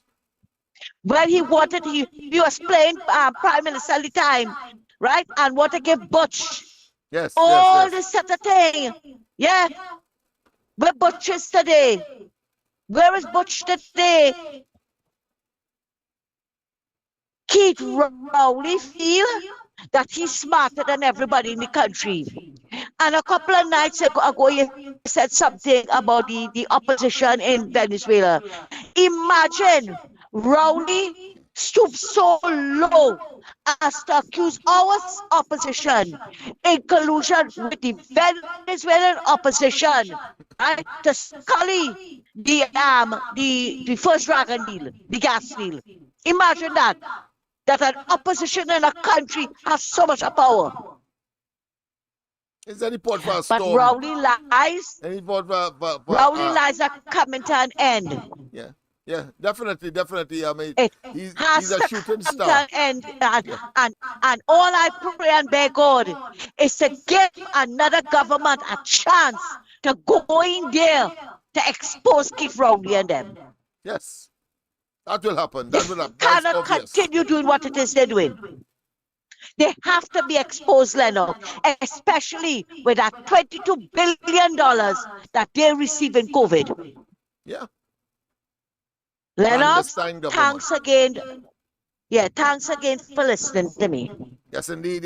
People, of course, as we rapidly, of course, going towards, of course, 12 o'clock, we will go till midnight, of course, because we have a duty. We have to rescue our nation. And if it means, of course, making this kind of sacrifice, this is what we mean when we said that we have an obligation and a commitment to Trinidad and Tobago and to, of course, a salvage and to, of course, with eternal vigilance, make certain that nobody else can come and do what Rowley and they have done to us and get away with it. Of course, not that they will get away with it, because, of course, I expect that the government will change, of course, in 2025, and we will get to know a little more as to some of the issues, because too often and too frequently we have been exposed and, of course, told that they sign secret deals and they have non-disclosure clauses in almost all of the major elements of their operations as government. But in a democracy that requires transparency and accountability,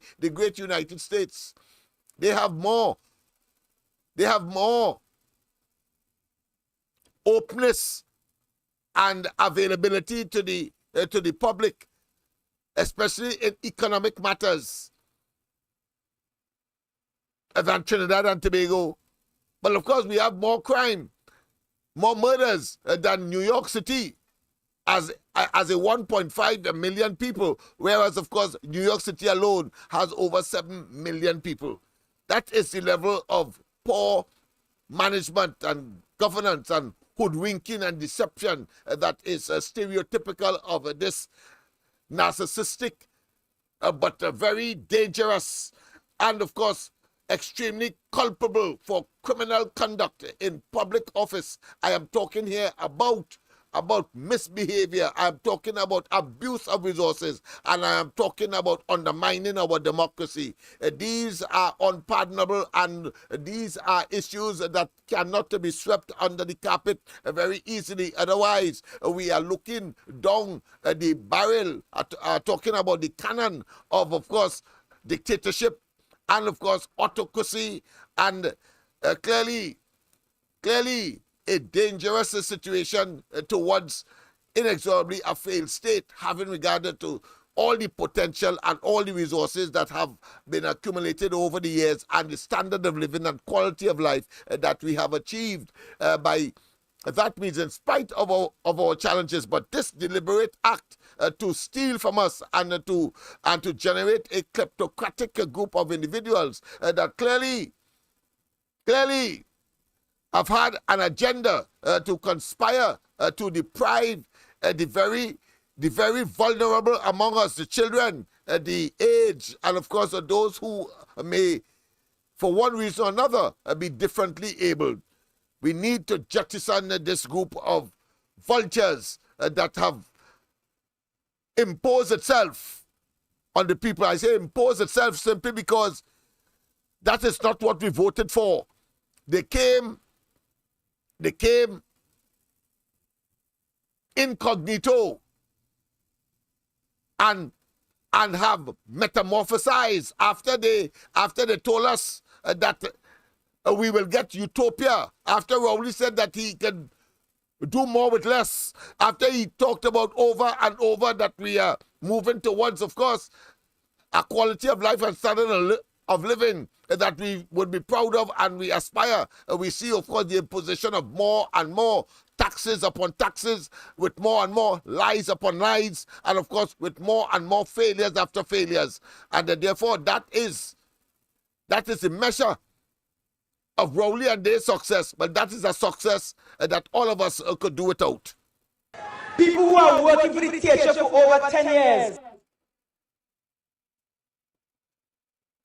Yes, indeed.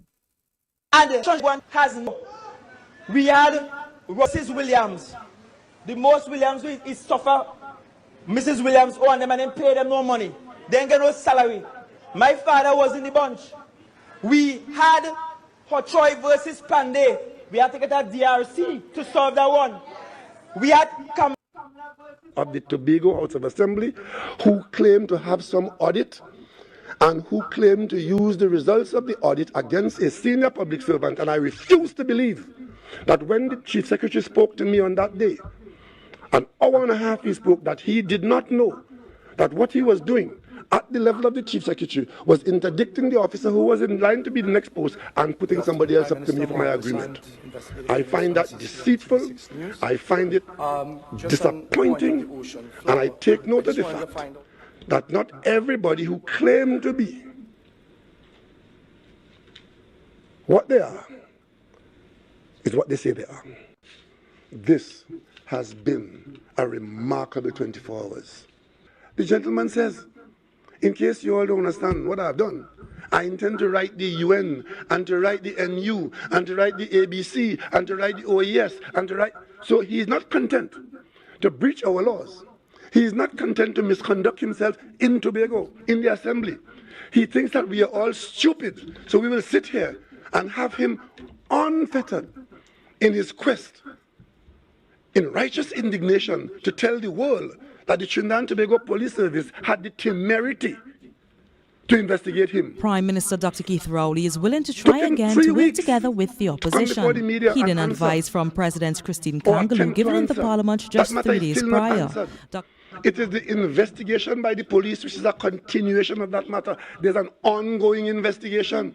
But he's going to write the UN and write the OECS. He learned that from Kamla Prasad Bisesa. He has gone mad. He has gone mad. He don't want to be internationally exposed. You see why we have to go international? He doesn't want to be. That is a mortal and a very, what I consider to be gigantic stain. As far as he is concerned, we mustn't go international. Well, we will damn well go throughout 2024 for that a piece of nonsense that and protoplasm that has descended and spat on all of us. All of us, look them there. Spat on all of us, purporting to be government and governance. My foot. Let's continue quickly because we obviously the amount of material that we have for tonight. Clearly, we will not be able to do all tonight. I've seen that already. But of course, let's see how much we can offload tonight. Prime Minister Dr. Keith Rowley is willing to try again to work together with the opposition. Hidden advice from President Christine Kangaloo given in the Parliament just 3 days prior. Dr. Rowley said he will write to opposition leader Kamla Prasad Bisesa. I intend to write to her and to ask her to supply or to receive personnel from the government on the issue of crime, and the government will receive from her side on the issue of crime, and let us see what common ground exists. Dr. Rowley said trying to unite with the opposition is not something new, as he has been trying to do so even before he became Prime Minister. Rowley said he even voted for the People's Partnership-led government's budget in 2015. And when he became Prime Minister that year, he reached out to the opposition leader. Let us get it clear. He voted with the opposition on that occasion once only because he was fighting Manning and he wanted Manning's position. That's all. So it was a protest of support from within, or put another way, as a consequence of an internal internal discord, an internal antagonistic relationship between his boss, Manning, who he said he went Likoto for ultimately. He wanted to show them that, of course, he was prepared. It's not that he, well, why didn't he subsequently vote for a budget of the UNC when he became leader of the opposition? Why didn't he then? Why didn't he then? Hypocrite. It's only convenience for political aggrandizement and an agenda, and we must see him and dismiss his platitudinous, superficial, superfluous, and clearly attempted to hoodwink and gaslight the population in this nonsense about he what. He never did. So let us disabuse ourselves of that. Thinking he'll be able to meet with mutual respect. One of the problems that we have in the country and listen to him.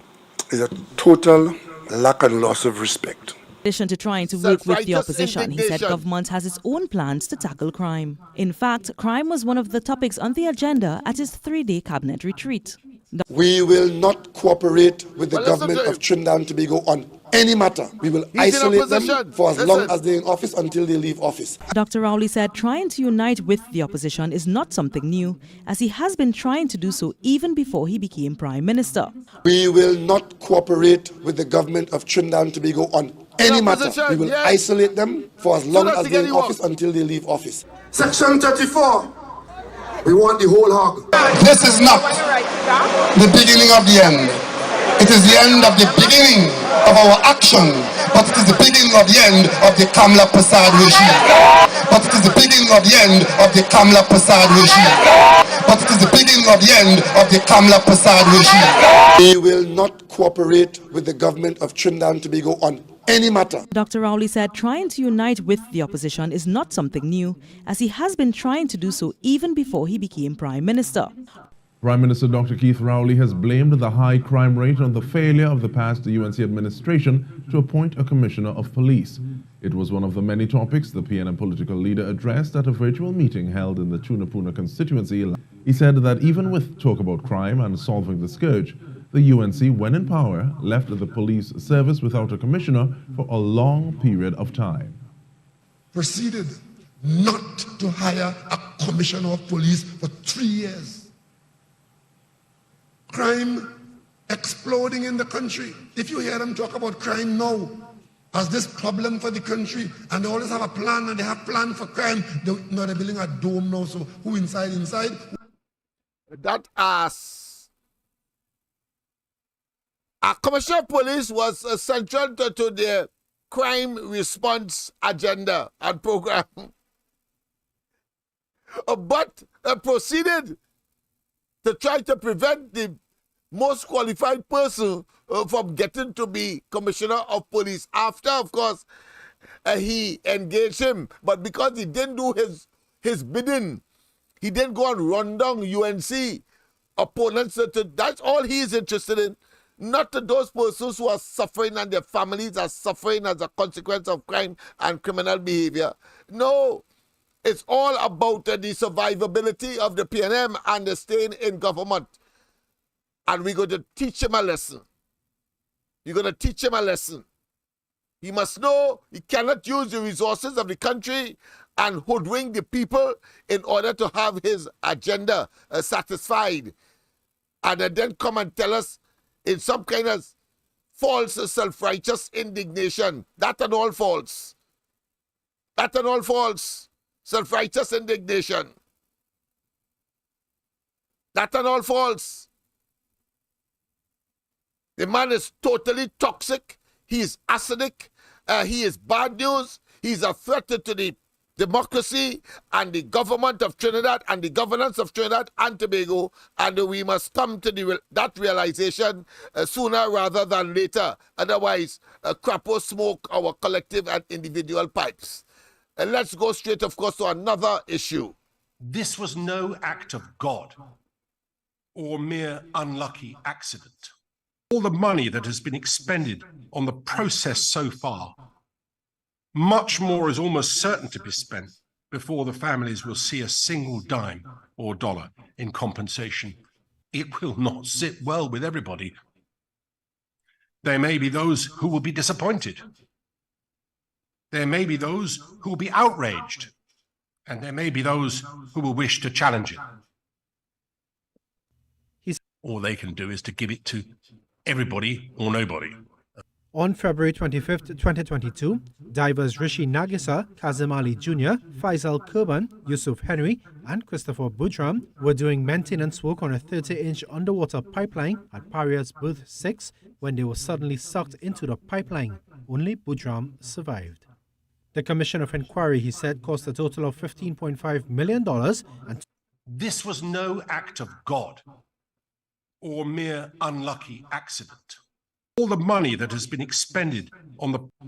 Should I comment or should we comment? I don't think so. I think it speaks for itself. Rowley got, of course, the reporter of the Commission of Inquiry. It is with him. There's sufficient reading aid technologically to make him finish read that. So it's clear that he is hesitant, of course, to present it where it ought to be in the Parliament or put it towards the public, simply because I'm sure there is some embarrassing, having regard to what the chairman has said in the presentation of the final report. There's some very embarrassing scenarios for his friends and, of course, those persons who operate Paria, that particular entity that, of course, houses as a chairman the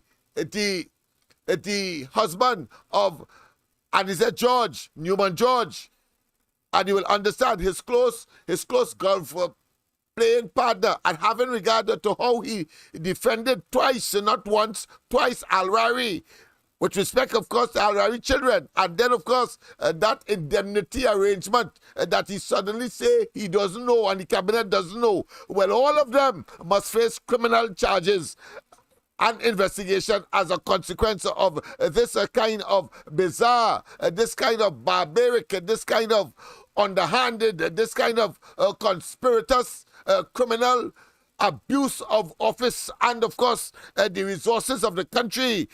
And therefore, it is just a matter of time. 2024 is just about 7 minutes away.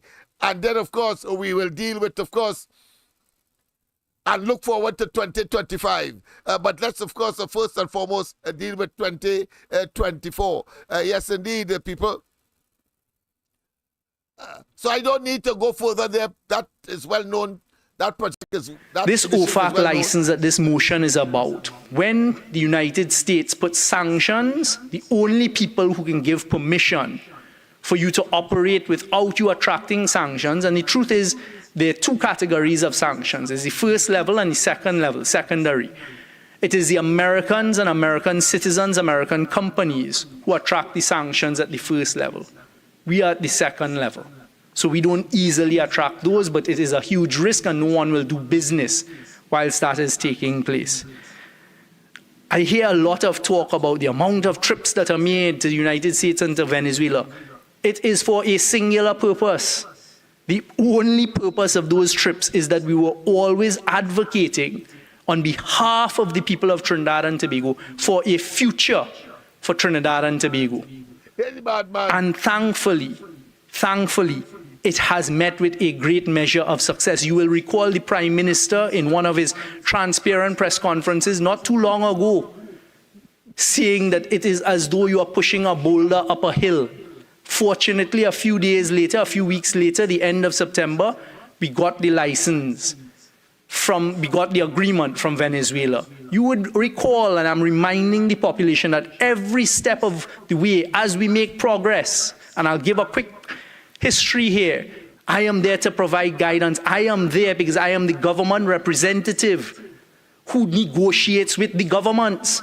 So when, as I will tell you in a short while, I made 8 trips to the United States last year, several of them with the Prime Minister, it was pursuing this business. So when I sit in the Department of State or the Department of Energy or the Department of Agriculture, which was part of our strategy, recognizing that we're a huge producer of ammonia that is needed in the world post the Russia-Ukraine crisis and war, That is the strategy we're implementing on behalf of the people of Trinidad and Tobago. This is not Vikivai, this is not wake up in the morning. And we pursued that, and I am sitting as a representative of the government, a representative of you, the people, saying Trinidad and Tobago has something the rest of the world doesn't have. And I said it on international TV as well. At the time, people didn't understand. Trinidad and Tobago has immediate capacity to produce LNG, ammonia, urea, UAN, which are all fertilizers based on unnecessary, and methanol.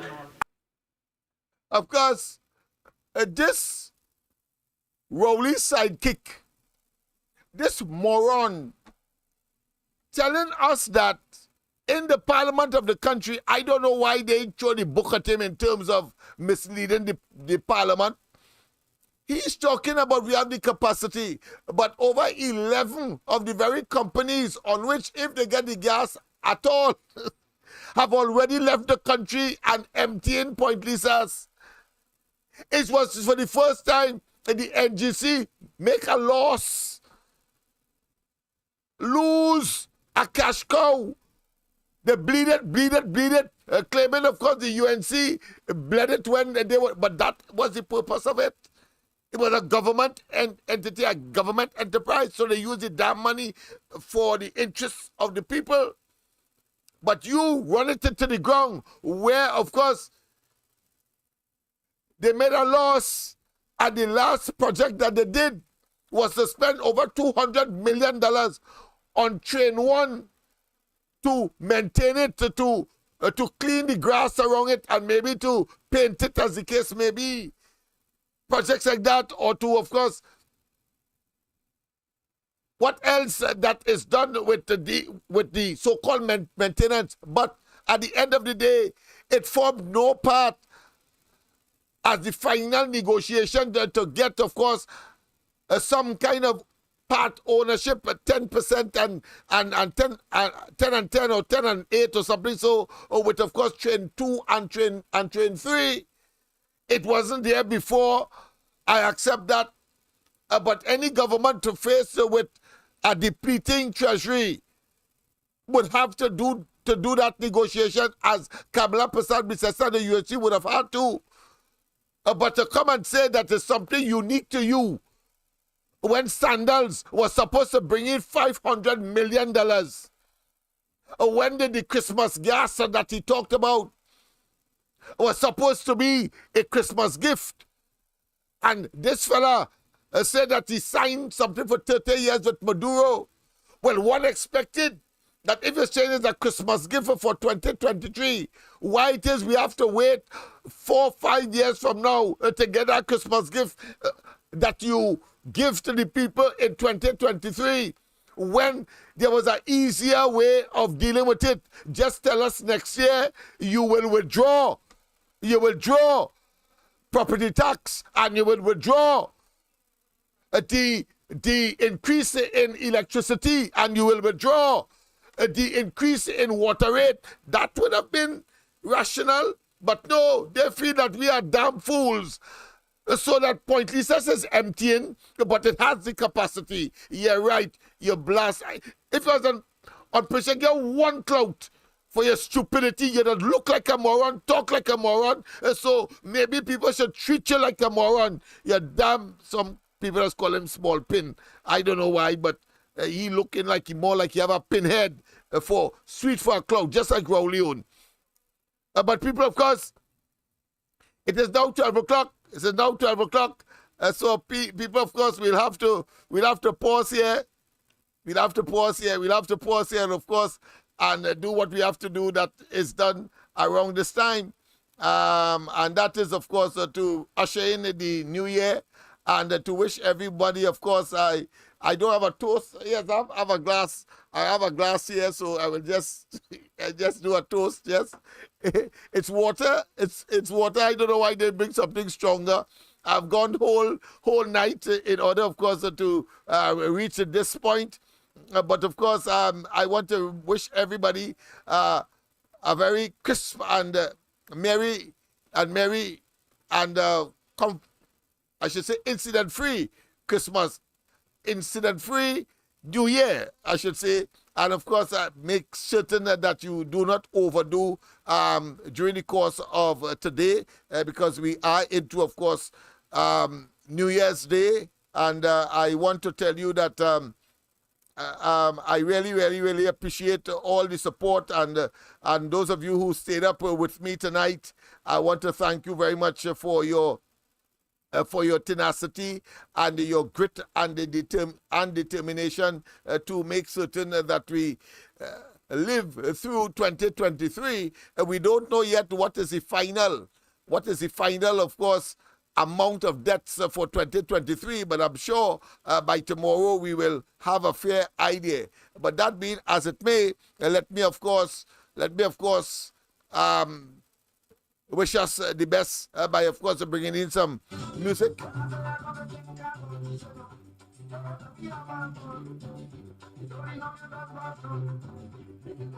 For you know today is Christmas Day. Anything you want to eat, just say.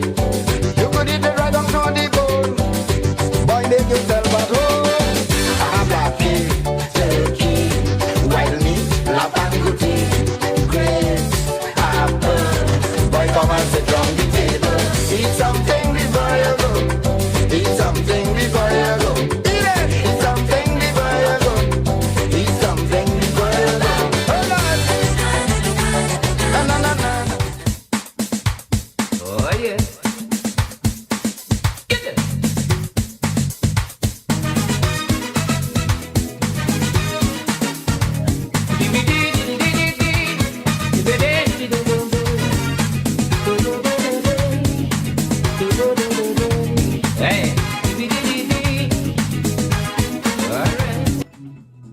Yes, indeed. Happy New Year's. Happy 2024 to all and sundry. Yes, indeed. And the house want repenting, so the then businessmen could win. They say that Christ is born on Christmas Day. They say that is a pagan holiday. I say no way. 'Cause when I see the love in the land, boy, it's Christmas again. All man jack stretching their hand, boy, it's Christmas again.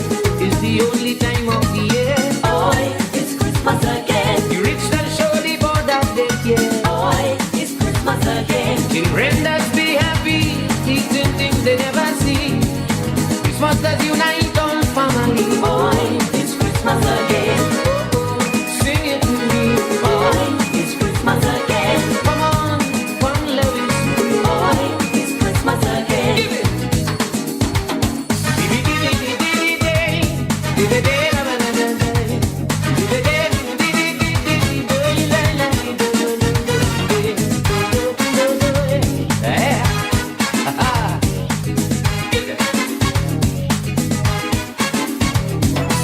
People all over the country, busy, whole Monday preparing for Christmas morning. Children getting up early, see what mommy and daddy have for them under the Christmas tree. You really say Christmas is for children. It is a joy to share this day with them and their little friends. 'Cause as you know, Christmas is a love. Boy, it's Christmas again. It is a special gift from above. Boy, it's Christmas again. Christmas has put spirit in the air. Boy, it's Christmas again. To make each and every one share. Boy, it's Christmas again.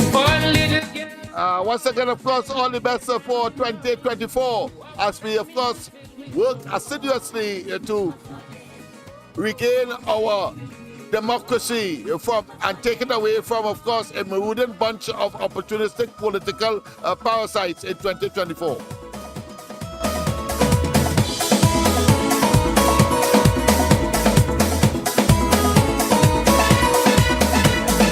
She's planning a function, she looking for musicians.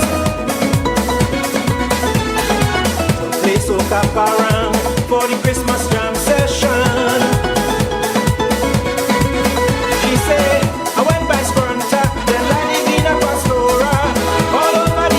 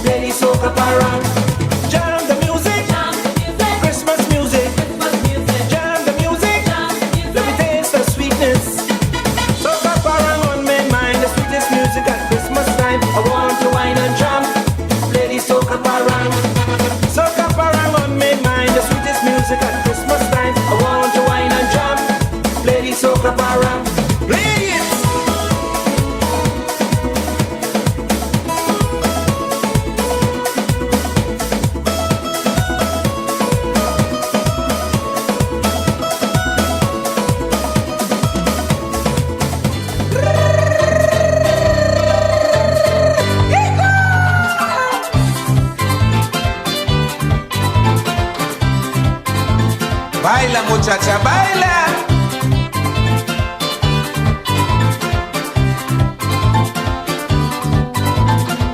I must have black cake for Christmas. I love it souped down with rum. The taste must be nice and fruity. I want it stick to me gun. A piece of cake Christmas morning. Just have me filled with delight. And with a cold glass of sorrel, my good Christmas does be bright. It's the black cake I love. It's the fruit cake I want.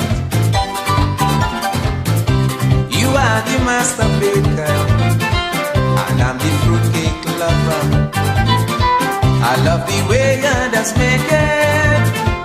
I'm always here to eat it. It's the black cake I love. It's the fruit cake I want. It's the black cake I love. With punch and creamer, it's the fruit cake I want. With sorrel or gingerbread.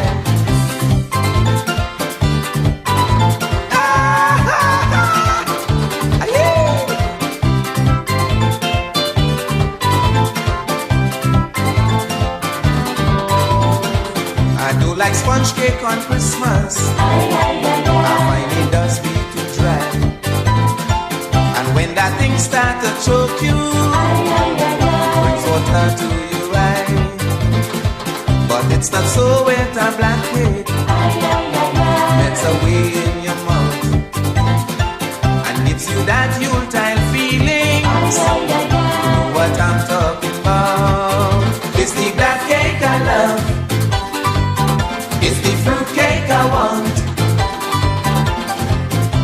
You are the master baker, and I'm the fruit cake lover. I love the way you just make it. I'm always here to eat it. It's the black cake I love. It's the fruit cake. Jingle bells.